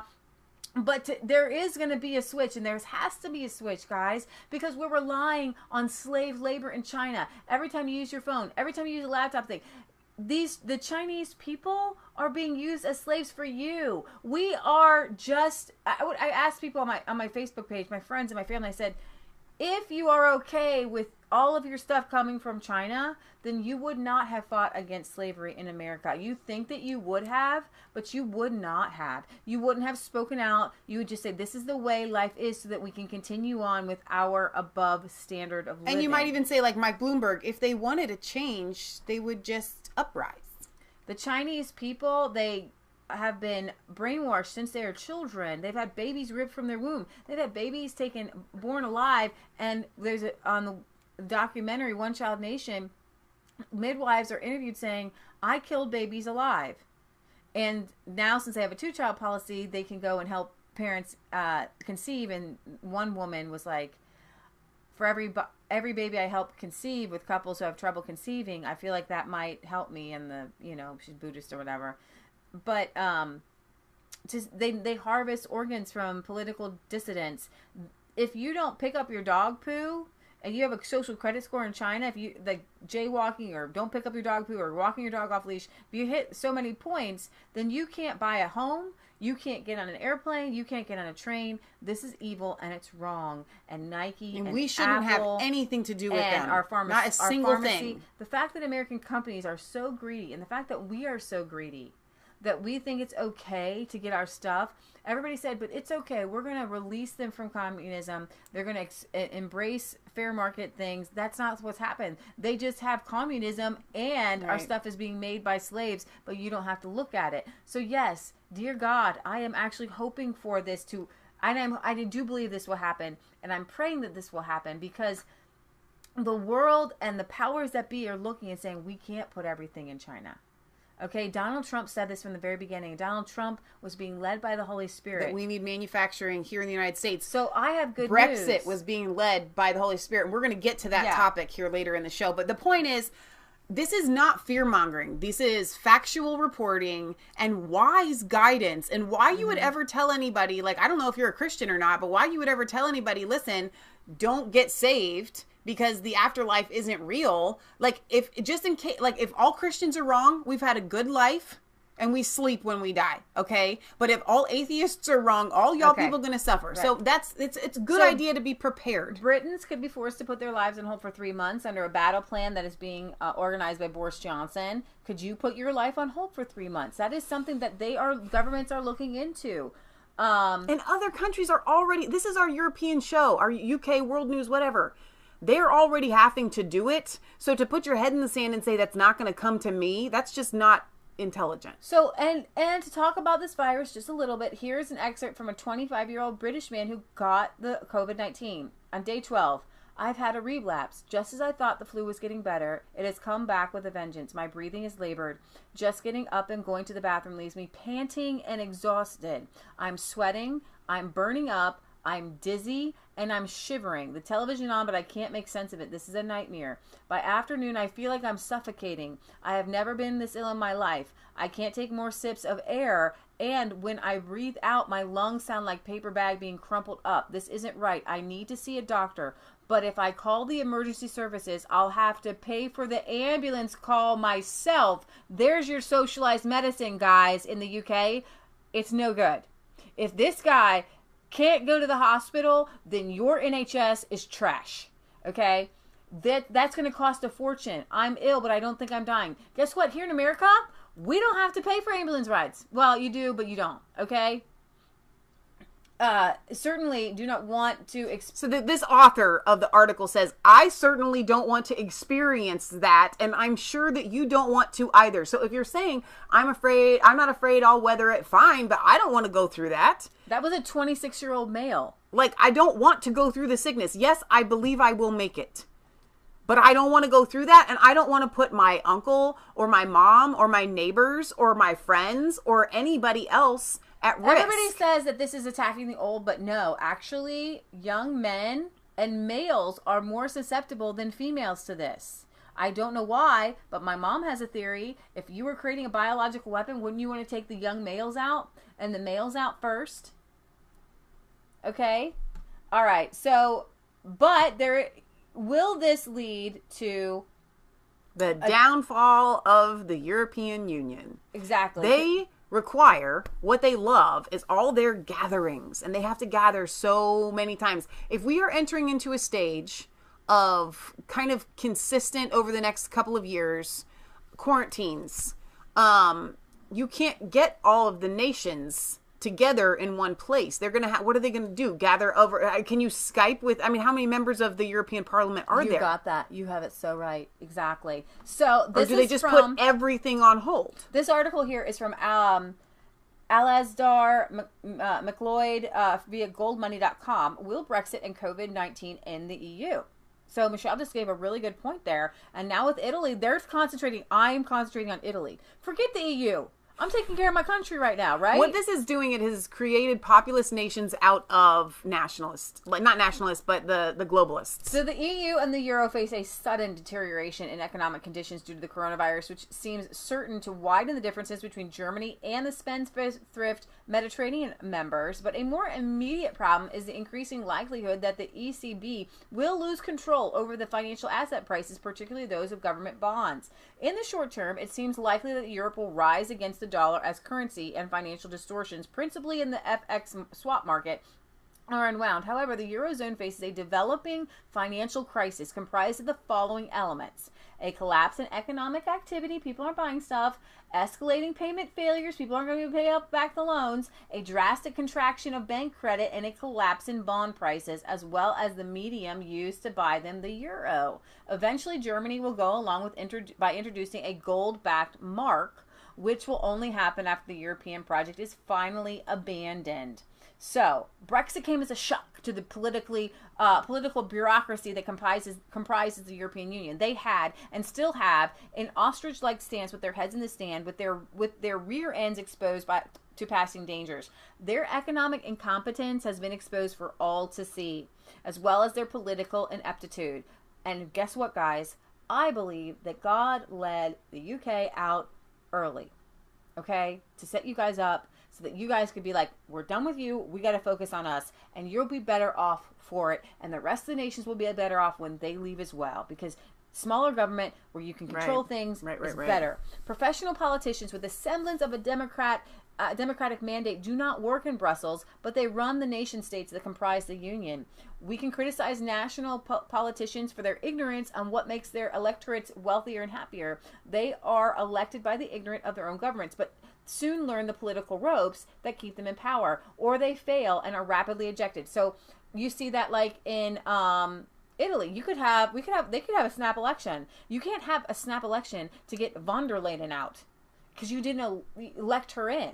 I guess you kind of did. She was a choice, and then you voted yes or no. Speaking of elections, you can't have a snap election if people aren't allowed to gather. Right now in Italy, right, you're not allowed to have a funeral. So you couldn't have. You're not allowed in certain areas. You're not allowed to have a wedding, and you're not allowed to go to the movie theaters. And so, the question is, will we even have an election in 2020? Somebody put that forward. Actually, I don't know. I think we will. But my point is, you have to kind of mentally do these like exercises of what if, just so that you're prepared, because our psyches aren't ready for something like this. We've seen all the movies, but we literally are not ready. Put off the election. It's a possibility, but I wish he wouldn't, so he can just have the 4 more years. The EU is divorced from the need for realistic political representation. It is a collection of It is the collective dustbin for the power seekers who have either been ejected, like the guy from Poland, from their own national electorates, or who are simply unelectable. It is heaven for power wannabes, Guy Verhofstadt, unwilling to face the consequences of their actions. And as the body of these dangerously inept individuals has grown, they have ensured a bureaucratic cancer has spread into national administrations. And we can't. You can't do this, minister, because Brussels overrules it. Blank, blank, blank. Okay. This is what Brexit challenged and exposed. You even have like the EU court saying the UK isn't upholding our human rights tribunals. This is what Brexit challenged and exposed. The establishments in Whitehall and Westminster have become full-on Eurocrats, dismissive of Britain's own parliamentary democracy, and remain fully committed to the European project. So our dictionaries tell us that a moral stasis is a condition where things do not change, move, or adapt, which is definitely true of the EU's economic policies. Other than the one change, which is its relentless acquisition of power to intervene and distort, this describes Brussels to a T. The Eurocrats despise free markets, the source of external change, and seek to control them through mountains of suffocating regulations. As arch protectionists, they find it impossible to permit free trade except under duress. The overwhelming majority of the EU's free trade agreements are with small and significant states, which are immaterial to the big picture. However, change is a fundamental part of human condition. The spread of the coronavirus is shutting down the European economy.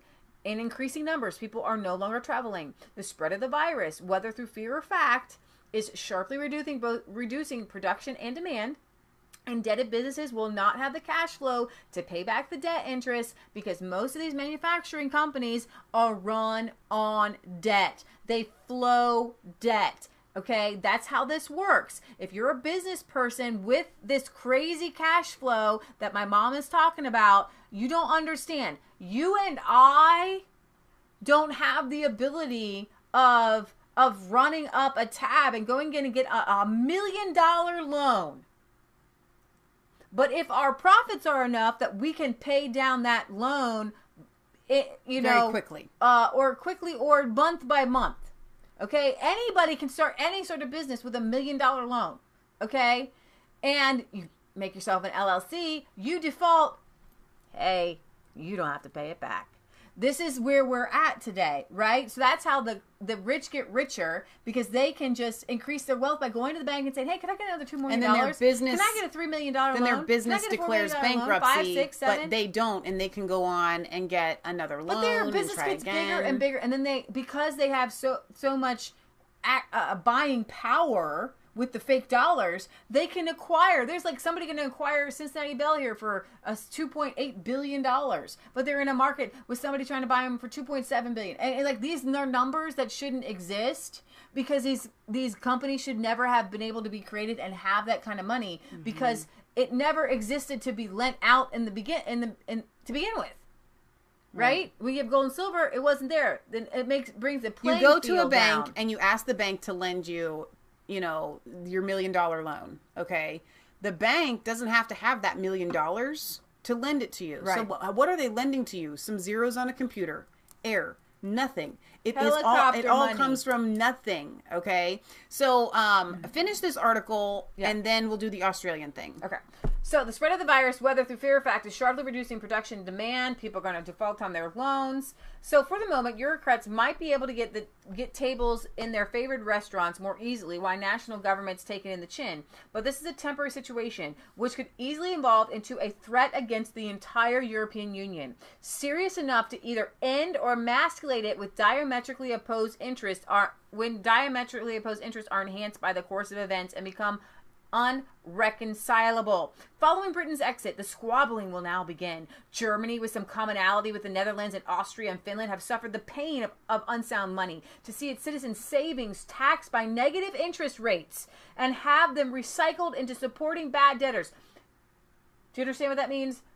Hey, I put $10 in the bank, but I can't even, and I'm supposed to get some interest on it, right? It's a savings account, but actually, if I go to get it out, I'm getting out less money than I put in to begin with. That is taxation. That's theft.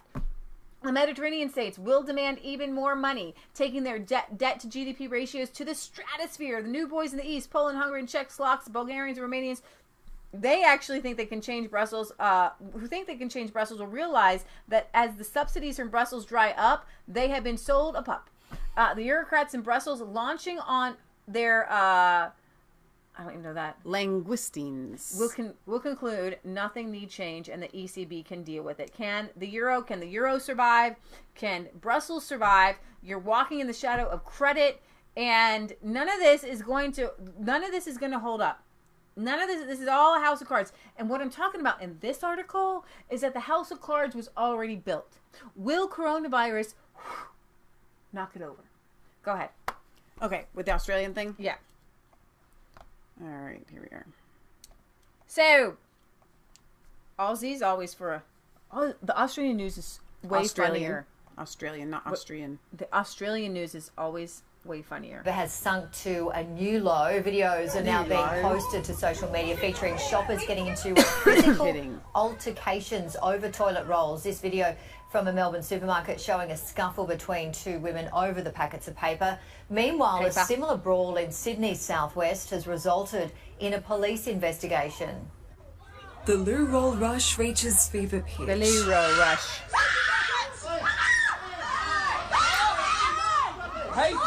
Three women coming to blows, a hysterical game of tug-of-war at Chullora Woolworths.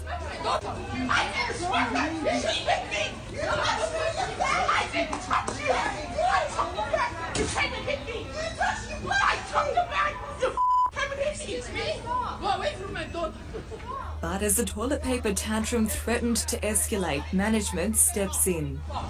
You need to get off this trolley now. You need to get off this trolley now. Law and order may have been restored at the supermarket, but now police are on the case, pleading with the public not to flush common sense down the toilet. It's just bad behaviour by people that are panicking. There's no need for any of that panic. It's not the Thunderdome. It's not Mad Max. We don't need to do that. Nearby, some savvy salesmen from Bankstown have been snapped, capitalising on the shortage, handing out rolls of toilet paper as if they were gold. I can't find anywhere toilet paper. What do you think of the free toilet paper? Yeah, that's right. Thank you very much. Supermarkets are already imposing limits on how many toilet paper packets people can buy, but as grocers struggle to meet demand, look, no many toilet shoppers paper! are simply missing out. There's other stuff in the store but the toilet paper. It's more important to get food in than wipe what comes out.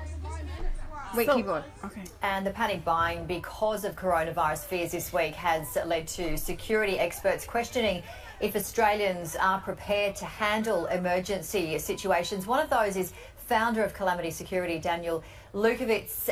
Daniel, good morning to you. We saw a lot of this herd behaviour as we've just seen the supermarket punch up as well. I mean, we're all panicking, aren't we? Well, a lot of us are. And if you ask the two people punching on in the supermarket, why do you need so much toilet paper? Yeah.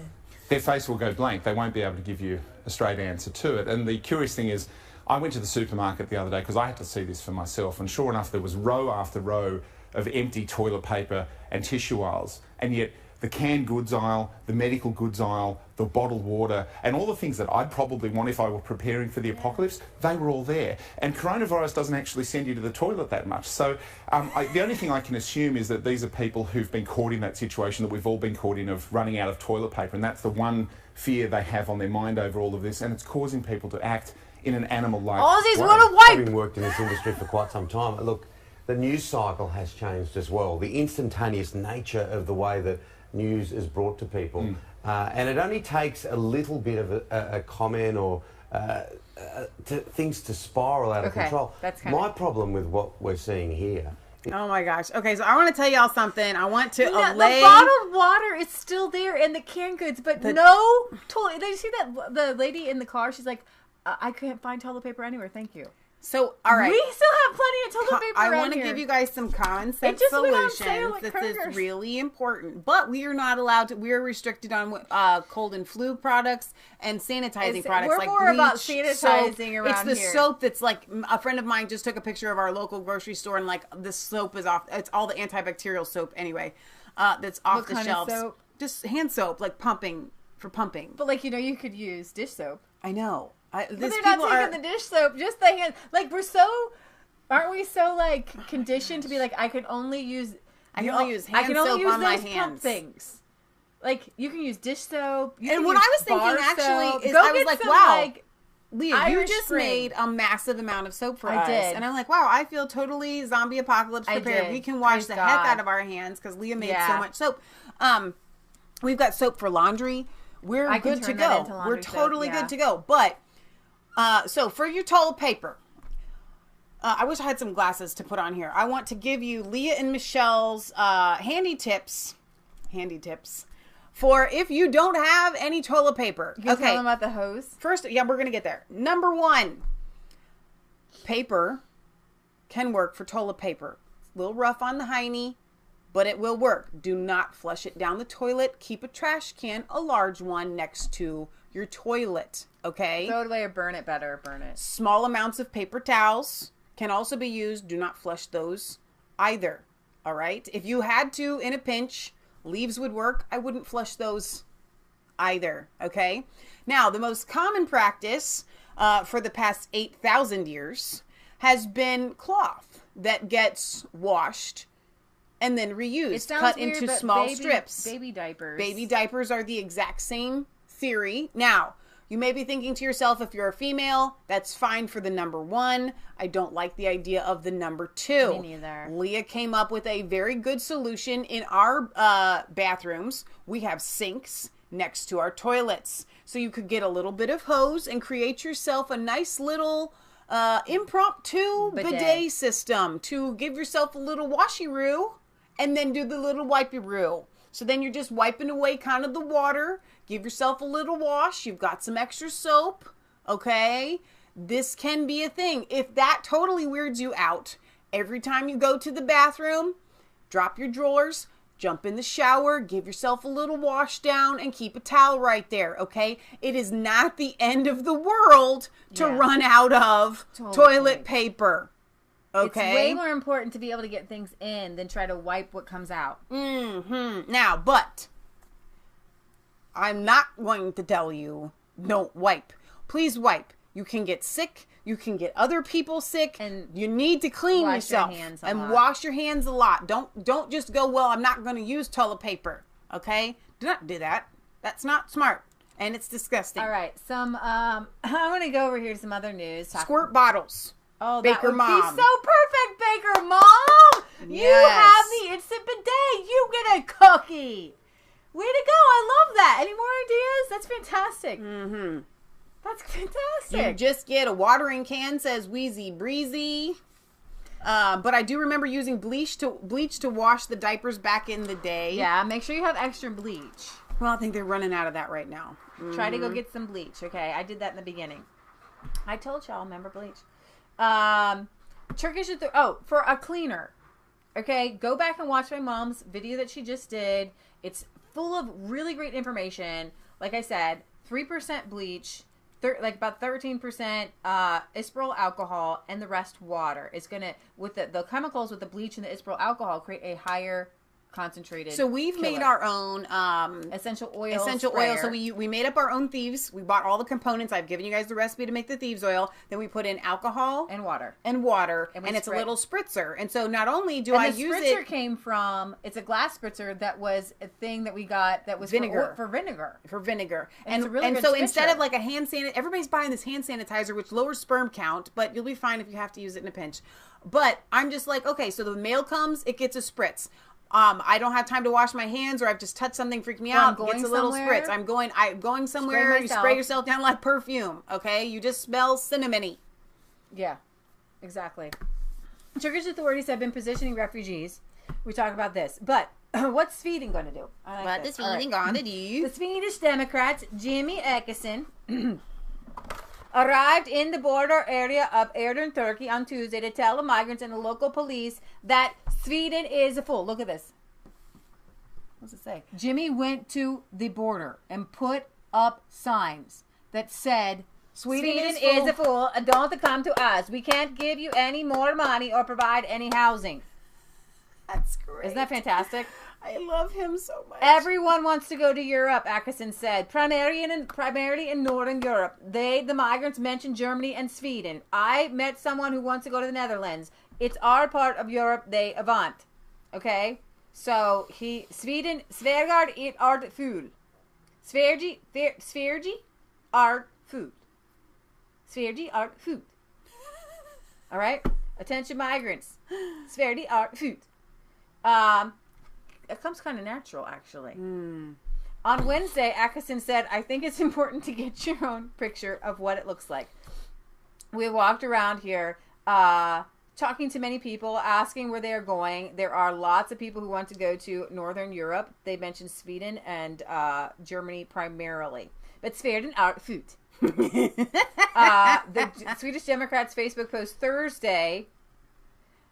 Now, hang on. Weldopedia says Sverige. Sverige are good food. Sverige are food. You're ridiculous. I have never, ever, ever looked up how to pronounce Swedish words. Our grandfather was Swedish. Okay, like when we make fun of being Swedish, somebody sent us these hats. We put them on. Dale did. Okay, we wear them because we really are the Swedish. Okay, our grandfather would walk around the house. He came over from Sweden on a little boat when he was 12 years old, and he would go around and he'd go, just like the Swedish cook, and that's what it sounded like. I'm not making that up. Okay. And then my uncles and my dad would make fun of him because they're like, he's not actually speaking Swedish. But actually, it certainly sounds like he was, but it sounds like so nonsensical. He would go singing, and like that's what he sounded like. And so anyways, when we make fun of being Swedish, is because... Of course he knew how to speak Swedish. He came here when he was 12. That doesn't leave you, okay? You will forever remember how to speak Swedish if that's what you spoke from 0 to 12. And his cousin, if you don't know this, is Bo Svensson, the big Swede in walk tall and carry a big walk stick. Tall, walking tall, carry a big stick. He was like the tallest guy in Hollywood at the time. Like, he was my grandpa's cousin. His name is Bo Svensson. We are like legit. I don't see how anybody Swedish. Can look at this show and think. Like, my nose, everything about me is that because Swedish. when my I make hands fun are of the Swedish, you're allowed to do that. My because nose black is people are allowed to, and I don't think it's right, use the N-word. I think that's really bad. Okay, I think you shouldn't do that. But for the fun of it, we are allowed to make the fun of the Swedes. Okay, we're just allowed. Because we are Swedish, okay? I think anybody is allowed to make fun of Swedish people. I think so too. But we are especially allowed to make fun of them because our last name is Svensson. Means son of Sven. Sven's son. But then again, as my mom likes to say, we're American. We're American. I'm American. All right, just a couple more articles and then we're going to sign off here. Random news. Are you ready for this? Let's just think for a moment. Okay. You know that God does things in the stars. Oh my word. I don't know if you want to tell them about the... Yeah, that was not awesome. So last night, Mom comes out and she's like, I just saw on our news that there's going to be... She's like whistling for Leah outside. It was dark. Leah was still working outside. 7:18. And there were 60 satellites that were passing in the sky, and I was like, it's not going to be that big of a deal. So we're out there and we're looking, and you would see, like, they would go like this. That's about how fast they were passing, which is pretty fast. And then here comes another one, and then it would be again, and it was just, I think we watched like 25 of them pass, and before we were like, okay, but it's Skynet. Creepy. It's creepy. Oh my gosh. Skynet. I don't know. All right. Yeah. But get this. Astronomers detect the largest explosion in history of the universe since the Big Bang itself. Wow. Isn't that crazy? And I just, I'm into Did it happen when I was born? Boom. I think it was. Astronomers in Perth, Australia, and it was funny about Perth is we had Edna. She was our dear friend who came here from Perth, Australia, and she had a really great accent. We have a boomerang. We have a boomerang, straight from the outback, etched in from the Aboriginals. They ate kangaroo, like she tells me they ate kangaroo, and they didn't have any chickens. She had parrots, but she had a pet ostrich, and they would eat the ostrich eggs, and one ostrich egg was worth 12. Was like the same amount as a dozen eggs. So when you ate the egg, you really had to eat the eggs. She had no friends because she was her stepdad. She lived on a sheep station. Was given a sheep station because it was which is thousands and thousands and thousands of miles, like out in the middle of nowhere. Because of his fighting in World War II. He was a UK citizen. Okay, that's probably an exaggeration, but it's like 1,000 miles in the middle of nowhere. And she was kind of lonely. She didn't really like it. It was like 3 days by camel. I'm not even kidding you, to get to town. And it they was had a small to camp town along the way. Yeah. But then she moved to Perth. So her parents were her only friends. Right. Sorry. And that's where she met a young drunk from here in town and moved here. Poor thing. But there's a ton of women who came over here. But that's as a war bride. So we've got stories. All right. So we've seen outbursts in centers of galaxies before, but this one is really, really, really massive. And we don't know why it's so big, but it happened very slowly, like an explosion in slow motion that took place over hundreds of millions of years. Researchers at... But hang on though, if it took place, and we don't believe in hundreds of millions of years, but that's fine. If it took place over hundreds of millions of years, they're saying it just now got to us, and like how fast did they watch it? They just found it. So researchers at the Curtin University International Center of Radio Astronomy were observing a distant galaxy cluster in Ophiuchus when they detected a huge explosion at the center of a supermassive black hole, approximately 390 million light years from Earth. The explosion released 5 times more energy than the Big Bang. They're saying. In fact, the explosion was so massive that it blew a hole in the cluster plasma, superheated gas surrounding the supermassive black hole, and also broke the pervasive record holder known as the cluster known by one author of the study, Dr. Samoa Guayanchanchi, whatever. She compared the explosion to the eruption of Mount St. Helens in 1980, when the top of the mountain was completely blown off. The difference is that you could fit 15 Milky Way galaxies in a row into the crater this eruption punched into the cluster's hot gas. X-ray telescopes previously detected a hole in the black hole's cluster plasma, but astronomers originally discarded the theory that it could have been caused by an energetic explosion because the outburst was believed to be too massive.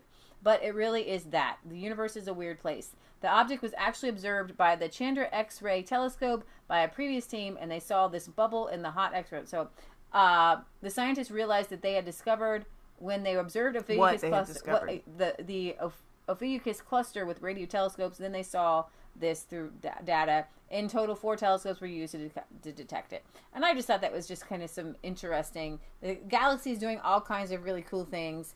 God is still moving. They say that the universe is still expanding because God spoke and it never stopped. And I just kind of wanted you to get an idea of like, yeah, we're here on Earth, but like God is in the skies. He's everywhere. And just thank God for all the stuff he has given us and that he hasn't caused some other big explosion to wipe us all away. He says he won't do that. So, another little article, Marine Le Pen calls for referendum to stop the submersion of France via mass immigration. But as Michelle said, how's that going to happen if nobody really can get together to vote? France hasn't had huge outbreaks. Marine Le Pen has called for a national referendum in order to stop what she called the submersion of France via a globalist program of mass migration. She says, I don't know if this is going to be dubbed in English or not. La parole est à Madame Marine Le Pen. Okay. Pour 5 minutes. Next speaker is Madame Marine Le Pen. Go ahead and just read it. Please, we are listening to Madame Le Pen. Bonjour, Madame. Monsieur Prime Ministers, we are meeting here in this hemicycle to talk about immigration once again, about immigration. The numerous laws on immigration over the last 30 years were not intended to be effective. Their purpose was to buy time, to make it look like something was being done. Those debates were false debates. They resulted in nothing more than political grandstanding, boastful posturing, and laws that were only cosmetic. We are meeting today because public opinion, confronted with absolute scandal that is immigration, demands it. Those who do not have the choice of fleeing live in distress, and they bring to us their cry of suffering. They recognize that uncontrolled immigration is a threat to their daily lives, to their daily way of life, and even at times a threat to their lives. This debate and the wider debate in society has been forced upon us by the nationals, by the strength of their patriotism and by the strength of their votes. So much time has been wasted, and in the meantime, our country is experiencing a veritable submersion. Yes, a submersion, I dare to use the term, because it describes the reality of the unbroken wave that is crashing upon our cities, our towns, and now, because of your irresponsible policy of placing migrants in rural areas, even the smallest villages, the topic of immigration was for a long time taboo. What an absurdity. As if it was illegitimate at a time when the world is witnessing gigantic displacements of people to be interested in these democratic flows. Thank you. What treason also, because it is the primary role and the honor of politicians to defend their people. This is not what our leaders have done. And not only have they allowed this to happen, they have organized the denials and repressed the voices that dissented. But above all, without ever consulting the people, they organized the streams of legal migration and tolerated illegal immigration. From 1976 to today, every family of the French political class, except ours, bears responsibility for the current situation. Family reunification, immigration of labor transformed into immigration of settlement, mass legislations, loosening of the criteria required for residence permits, the opening of the borders with Schengen, incentives to abuse the asylum system, the list goes on and on and on. Behind these cover-ups, derelictions of duty, deceptions, and treasons is the incompetence of our leaders, French and European. And often their cowardice too, but above all, the globalist ideology that guides them inexorably. They reduce man to his economic dimension as a producer and consumer and interchangeable man with no identity or cultural reference points, nothing but a cog in a wheel of global commerce. History will record that at the start of the 21st century, you with your NGOs, the accomplices of smugglers, reintroduced departing from the shores of the Mediterranean and a new traffic in human beings, with all its associated tragedies and uprootings. But you have also exposed the countries of Europe to the prospect of an increasingly probable demographic, cultural, and even political religious destabilization. The torrent of migration is destroying our welfare system, is making the entire penal system explode, and is undermining the unity of the nation. This is why people do not believe the official statements, those attempts to mislead that all your actions show to be invalid. We have before our eyes the perversity of "at the same time." Monsieur Macron says he is concerned about immigration, and at the same time he threatens to impose sanctions on the countries that resist the migration wave. How can he lament the number of the new arrivals when in the 7 years that he has influenced power, and the 2 years in which he has exercised it, the number of arrivals has grown exponentially, and family reunification has been expanded, as it was a few months ago for underage migrants. This Platonic debate today is an example of this double language, a debate with no vote, no decision, as if it was a rehearsal for a high school play, a shadow play, where the only lucid speakers are given 5 miserable minutes to express themselves. We have nothing in common with those politicians. Reassemblement Nation has a plan of action that is drafted and ready to be implemented to end this destructive process of mass immigration. And the no less destructive process of communitarianism, which is fragmenting our country. And as is the consequence of mass immigration, I do not have, Monsieur Prime Minister, any confidence in you. And even less, if it is possible, in your Interior Minister, to fix the dramatic problem of immigration that is making our compatriots suffer so much. In this assembly, a majority want this migration madness to continue. In France, a majority want this migration madness to stop. So much, your Prime Minister, on this major subject of immigration, have the courage, instead of organizing a small debate without a vote, to finally organize a great referendum. He had a few people clapping there at the end. Wow.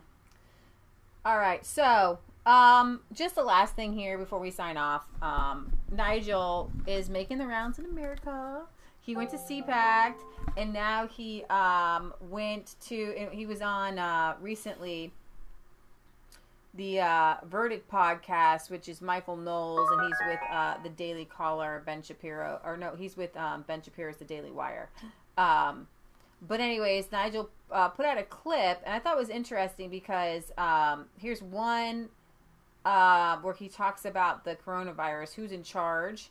So today's the day, as I say, 3 days on for the press conference, when the Chief Medical Officer, Professor Chris Whitty, told us things had moved on. Let's listen to him one more time. I would say we've moved from a situation where we were mainly in contain with some delay built in to we're now basically mainly delay, but we're maintaining. So we're mainly in the second stage. Mainly in the second stage at this point in time. Okay, we're mainly now in the second stage at this point in time. That is the Chief Medical Officer. But to reassure the nation, within the last hour, here is the Prime Minister, Boris Johnson. But the situation is pretty much as it has been, in the sense that we're still, Sam, in the contained phase. Oh dear, oh dear, oh dear. Who is in charge? Clearly, absolutely nobody. The Prime Minister does not appear to know where we are. Prime Minister does not appear to know where we are. Now, he has been in America, and I haven't talked about this Huawei a lot. It's the 5G company, the Chinese company that is helping people do 5G everywhere. It's pronounced Huawei. Okay. Huawei. Huawei. Well, the United States government has actually gone after them because they've done like some espionage things. Oh, it's so corrupt. It's really, really bad. And the UK and everybody government knows it. The UK government thinks that it's okay to just bring these people in to create this 5G network where they could just spy on everybody. So here's a little clip to kind of explain it here. Ted Cruz explains it well, why 4 eyes are better than 6 eyes. Right. Huawei is this. So what he's saying is, if we have to not be the 5 eyes with Britain, it's better to be 4 eyes than have the Chinese government be a 6th eye in. This giant telecom company that is owned and controlled by the Chinese government. The Chinese government is investing billions in building a global surveillance network. And they come to countries all over the world and they offer incredibly cheap telecom equipment. And it's a little bit like the drug dealer that shows up at a junior high and says, psst, just try this. That's what Huawei is doing. Wow. And the reason they're doing it, they're not doing it to make money. They're doing it to install surveillance equipment. Yep. Britain, unfortunately, just announced that they're going to install Huawei equipment on some of their telecom infrastructure. One of the big problems with that, so there is this thing called Five Eyes. Now, what does Five Eyes mean? Five Eyes is an alliance of 5 countries, the United States, the United Kingdom, Australia, New Zealand, and Canada. And we share the most sensitive intelligence and security. So if we intercept communications between the Russians and the Chinese, we share that amongst ourselves. Now, here's the problem from U.S. national security perspective. If Huawei equipment is installed in the UK, we've got a serious problem sharing our intelligence with the UK. And listen, we are strong friends of the British. We will remain strong friends of the British.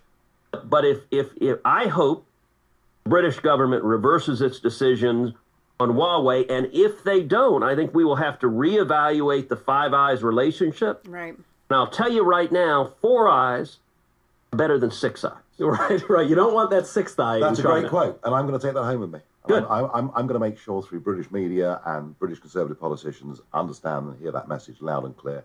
This is a mistake. It needs to be reversed. We love and trust the British, but we're not interested in having our most sensitive intelligence intercepted by the Chinese and read by the Chinese Communist government.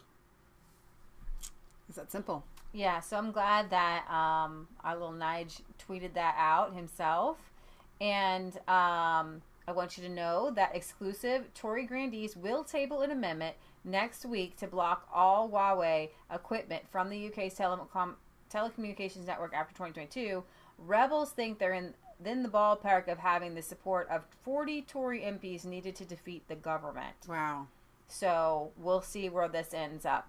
Last but not least, I'm going to bring this to you from Fauci, Dr. Fauci. It is not necessarily worldwide, but it's definitely... it has to do with the virus, and that's important. To do with the virus and his recommendations for everybody.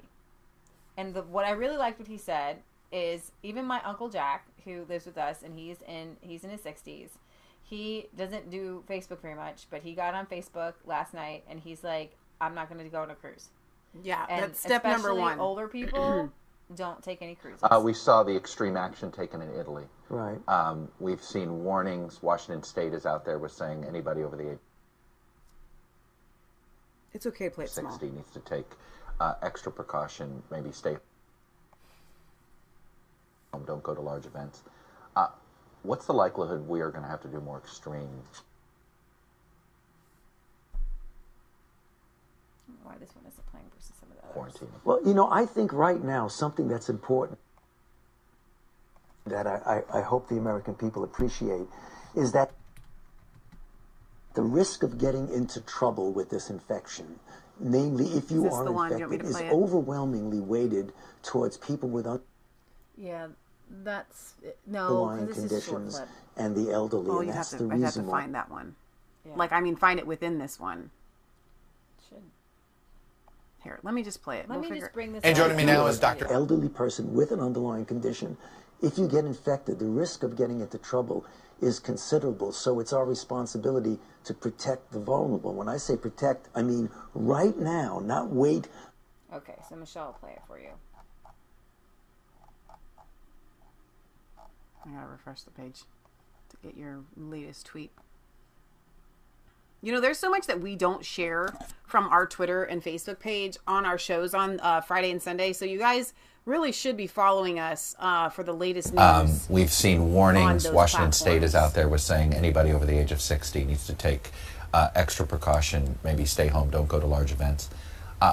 What's the likelihood we are going to have to do more extreme quarantining? Well, you know, I think right now something that's important that I hope the American people appreciate is that the risk of getting into trouble with this infection, namely if you are infected, is overwhelmingly weighted towards people with underlying conditions and the elderly. And that's the reason why if you are an elderly person with an underlying condition, if you get infected, the risk of getting into trouble is considerable. So it's our responsibility to protect the vulnerable. When I say protect, I mean right now, not wait until things get worse. Say no large crowds, no long trips, and above all, don't get on a cruise ship. No cruise, and how about no airplanes, no trains? Well, I mean, where are you on transportation? No, here's where the recommendation from the CDC, I feel this way strongly, and this will be a recommendation. If you're a person with an underlying condition, and you are particularly an elderly person with an underlying condition, you need to think twice about getting on a plane on a long trip. And not only think twice, just don't get on a cruise ship. Yeah, well said, Fauci. All right. So what he's trying to say is, listen, we're trying to protect individuals. Like, at that point, it's not even a matter of, like, stopping the spread. Mm-hmm. He's literally trying to speak to you, the listener. Mm-hmm. Protect yourself. Right. This is how you need to protect yourself. And if you are, you know, prone to health issues, and especially, honestly, if you're a hypochondriac, maybe that applies to you as well. So you don't have to freak yourself out. Stress itself can make you sick.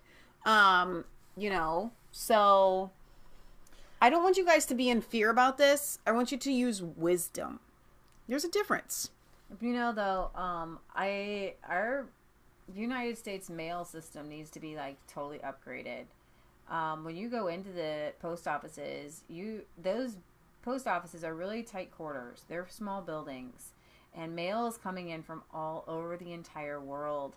And I don't know if it goes under some sort of infrared bacterial viral cleaner, but I know that our entire post office got sick over Christmas, and it was really bad, and it spread to everybody. And, you know, all these YouTubers were getting sick. So many people got sick, and, like, I'm glad I got sick before this whole COVID thing came out. Because then you would be in a panic. Yeah, exactly. But like YouTubers were coughing and coughing and coughing. I was coughing. You guys saw me. My voice was gone. And we think we got it from just the post office guys because they were all sick. And I just was thinking about that. And you guys can still send us stuff. We're spraying things down from the post office now that we're kind of we do it to our own mail. Yeah, our own mail. So, but think about that. Spray your mail down, maybe. Wash your hands and I think our government owes it to people to really take that into account. I'll tell you what I do. When I walk from getting the mail, I go through it. If it's junk, I go ahead and throw it in the trash. There's no reason to bring anything into the house that doesn't need to come into the house. If it's junk mail, it's going straight into the recycle bin or the trash or whatever. And then I can bring the rest of it inside to be sprayed down if it has to be kept. Okay. Right. Anything that's unnecessary does not need to come into your house that, for no reason. Mm-hmm. So again, to round off this show, here's what we talk a lot of behind the scenes that we actually aren't even bringing to you guys. But one phrase that I have been sending to my personal friends, I send it to Eric and Terry, is, and I think Maya, this is not a drill. Okay, this is not one of those practice things. This is really, really happening. Okay, now to what extent is it going to reach? We don't know. So it's fine to react as far as, don't go stealing toilet paper. Okay, don't go hoarding things. You want to remember that you're a Christian while you're shopping for this stuff, okay? But just use wisdom, and we're going to get through this. Mm-hmm. But at the same time, it is very real, and it is going to have very long-lasting ramifications that we believe is going to turn around for good, at least in the United States. And I'm hoping because of Brexit, manufacturing comes back to all of your individual countries, where all of these nations become populists and nationalists again. And globalism is no longer going to be the aim anymore, because it can't be. When I think about these manufacturing companies in China faking turning on the lights or feeling pressured from Nike or other businesses and stuff, and they're just trying every chance that they get, they're trying to open up these manufacturing plants. That terrifies me, because I don't want to see those big giant shipping containers coming from China with people who just got well enough to make it to work, but are sending products here that have the virus. And I'm hoping that the Trump administration and all of these people in the NHS and the CDC are understanding that, and will put a lockdown on bringing products from anywhere. Really, I mean, I understand that we need them, but you have to weigh out, will we die without it, or will we die with it? Like, that's a very difficult decision to have to make. So guys, just be prepared mentally, stay in the Word, stay close to God, know that stay happy. This is a song, it's called Death is Dead to Me. And I want to play this because, and hopefully we can play it pretty good, so I haven't played it in a while. Oh, you'll be fine. Because whatever sickness or whatever comes your way, in Christ, it's all under your feet. And that's the good news of the gospel. Right. And that's what I want you guys to go tell people, is during all this fear, God has not given you a spirit of fear, but of power and of love and a sound mind. And Christians can step up in the power of God in times like these and say, Jesus overcame death and hell. Jesus overcame sickness and disease. Come in him. Come all you who are weary and heavy laden, and I will give you rest. Yeah. Okay? I don't want you to be afraid, but you might be afraid if you don't know Christ. I want you to be ready, just like the 10 virgins who had oil in their lamp. But ultimately, I want you to wake up every day, and I want you just to talk and spend time with the God. I want you to spend time in his word. I want you to spend time in the spirit so you can be like my mom and know these things are going to happen. We started stockpiling in 2016, and everybody thought we were crazy, but we felt something in the spirit. And guess what, guys? We weren't the only ones. People who had eyes to see saw. People who had ears to hear would hear. And most of you did. And most of you have been on it. And that's why you're even at our show. And so guess what? If you receive a prophet in the name of a prophet, you'll receive a prophet's reward. I'm not saying I'm a prophet, but I'm saying that we kind of knew this kind of thing was headed down this road. And because you guys have been with us, and you guys are like the staunch supporters, because we are censored out the wazoo, and you guys keep finding us, God's going to reward you for doing that, okay? Yeah. He's going to bless you. Even Britt Baza, you're an atheist. God's so just to speak to that, and God having been telling us this, especially recently, I've been, texting my friends, and I was describing a scenario where, and this was weeks before, maybe even just like a week before the virus was even talked about, where there would be an economic collapse or something like that, and like maybe you wouldn't be able to work or something, and the very thing that I described is now actual, and it seemed far-fetched, it seemed very futuristic, but I wanted my friends to be prepared for it. Then very shortly this virus comes out and all of this stuff is happening, and I'm just going, yeah, God has been speaking this to us. I know he's been speaking it to you guys. And so there's no fear there. If God's going to tell you ahead of time, then he's also telling you, that's his way of saying, I'm going to take care of you. I'm going to protect you through this. And it's going to turn out, God is going to turn this out for good. I'm telling everybody, I'm telling everybody, I'm telling about the one I love.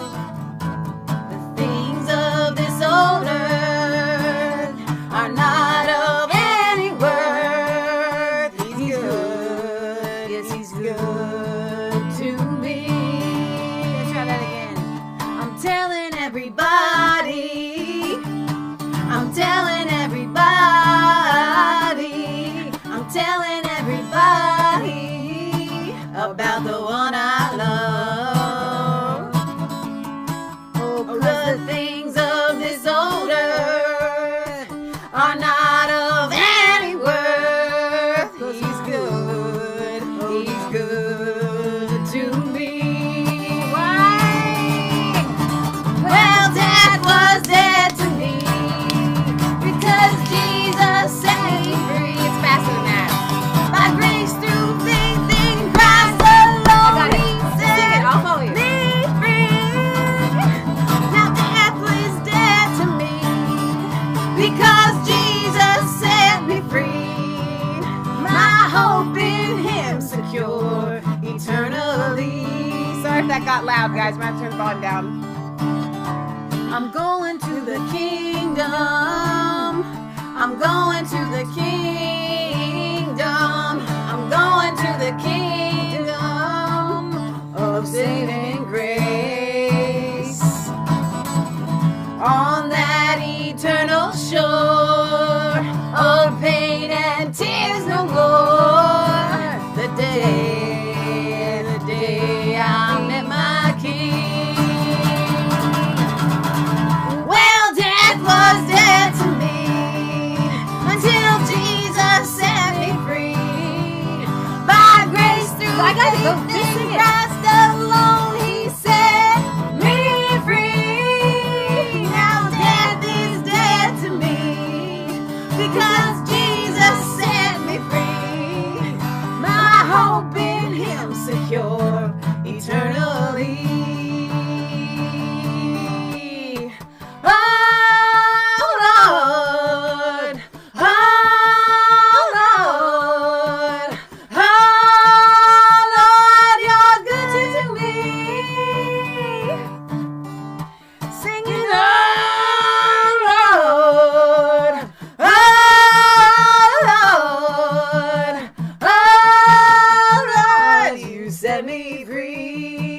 walking in the valley.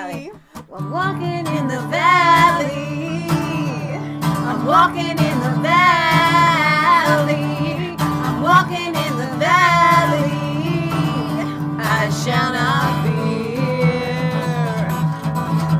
Well, no, I won't be put to shame, 'cause my Savior took the blame. My hope in Him secure eternally. And why? because death was dead to me until Jesus set me free. By grace through faith in Christ alone, he set me free. And now death is dead to me because Jesus set me free. My hope in him secure eternally. Yay. Whoa, hot dog. Okay, so there you go. That was loud. That was good. I love that song. That's a really good one. And it's so important to understand death is dead to us. Mm-hmm. We're in Christ. You know, we've been talking a lot about these scriptures like in whom the second death has no hold. That's us. We're going to try this. That's us. We're not going to harmonize. We're just going to sing it. Come on. As you start it. Come all you heavy laden. No guitar. No guitar. Come all you heavy laden. Come all you heavy laden. Come all you heavy laden. His burden is light. In the Garden of Gethsemane, he prayed, sweating blood. Father, will you take this cup from me? If not, your will be done. Oh, yeah. Come all you heavy laden. Come all you heavy laden. Lay it down now. Come all you heavy laden. His burden is light.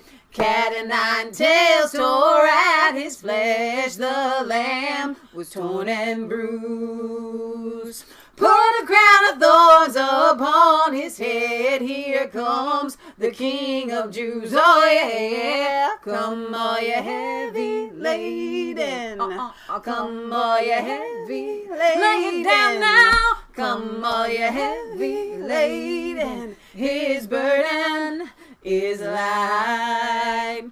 Climbing up the mountain called the skull for our iniquities. Pardoning a thief hung on the cross. Today you'll be with me. Oh yeah. Come all you heavy laden. Come all you heavy laden. Lay it down now. Come all you heavy laden. His burden is light. At his dying breath, the whole earth shook. The rocks split in two. What'd he do now? Nailing every sorrow to his death, he paid for me and you. Oh yeah. Come all you heavy laden. Come all you heavy laden. Lay it down now. Come all you heavy laden. His burden is light. So lay down those burdens. Get in his presence. Let him speak to you. Let him talk to you, guys. This life isn't all that we live. We live in heavenly places. If it gets you, it gets you. You're going to be with Jesus, okay? Go into the presence of God, though, and pull people out of darkness. Pull them into light. Yeah. That's what this show is about. Changing the world, stopping slavery, stopping the Federal Reserve, stopping the public school system, stopping the takeover of our food system, and making families great again. Yes. That's so we good. have a P.O. box, if you dare. Leah's birthday's on Wednesday. We're going to be doing, we'll open some letters and stuff on Friday. But if you want to send her a card, you can. P.O. Box 107, Milford, Ohio, 45150. Certainly do not feel like you have to. So I love what Refocus Zone says here. And I'm going to do it. I'm going to say it. But we're pretty much 100% that it wasn't. But you're on to something. He says, Leah's bad flu could have easily been the coronavirus. It's been in circulation since at least December. So we had that random wild thought. I coughed. I've never had a cough like that. And Leah and I were really like, wow, wouldn't that be great if you did have it? Because then that means that nobody else in our house got it, and your immune system fought it off. Right. And that's so great. And now I'm immune. But yeah. And when we broke down the symptoms, it absolutely wasn't. Because I did have the phlegm.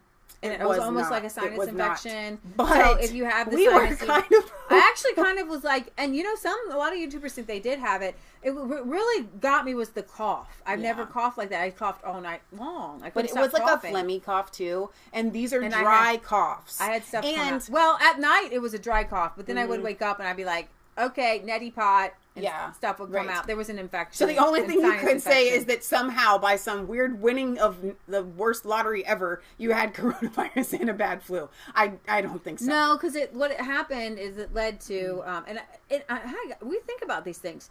It started with a drip in my throat, and I knew it had it. And I had just had a cold post-nasal drip, and I knew in my throat that it really just hit like somewhere back there. We think it developed into a whooping cough. Yeah, I think it developed into some. I think. And here's the deal, guys.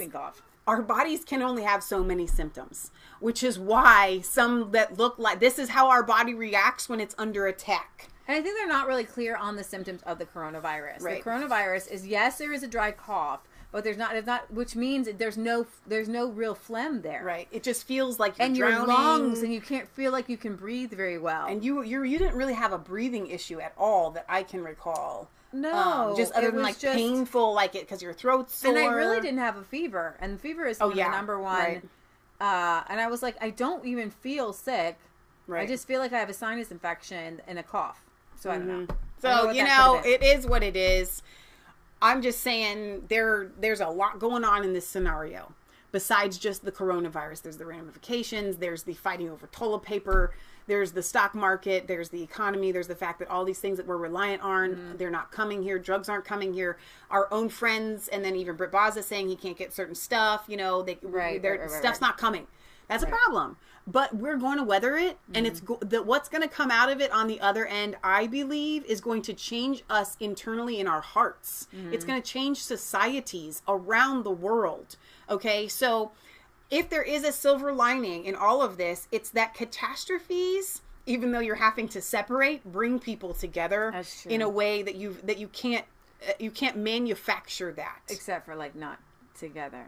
Right, we're together but separate. I like the little foot high five, and I like the little Nona's achoo, thing, and the wink, like she can't hug anymore and she's upset she can't use her little hanky. That was really, really fun. So thank you guys for being here. It's been a great day. And if you're in the United States, you get a whole extra hour of daylight today and for a long time. The rest of this, maybe forever. I'm hoping we do the is it stop? Lock the clocks. Lock the clock. I love it. So we'll see you guys back here on Friday after Leah's birthday for our weekly roundup. Been running a vaporizer all winter. That's good. Drink lots of water. Put a little peroxide and iodine in your vaporizer. Breathe that in. Right. We will come out on top with God, says Kelly. Amen. So, sorry that we didn't get a chance to tell you guys across the pond that we would be going an hour early because of daylight savings time. I usually try to do that, and I didn't get a chance to. So, but I'm glad that you're here. I'm glad that you found us, and have a blessed week. And if we get a chance to bring you a show, Patriot Gallery had me film our seeds last night, and I uploaded it, and then it was taking forever, and I fell asleep. It's unlisted. So I need to add the thumbnail and then make it public, and you guys can watch it. It's about 10 minutes long. It's really fun. So it lets you kind of know what we're doing here with our seeds getting started. Planting time. Yes, it is. So we love you. Plant some potatoes here soon, I think. Yeah. In that little area you made back there. Sounds good. God loves you. God bless. It's not just a conspiracy theory if it's the truth. Bye, guys.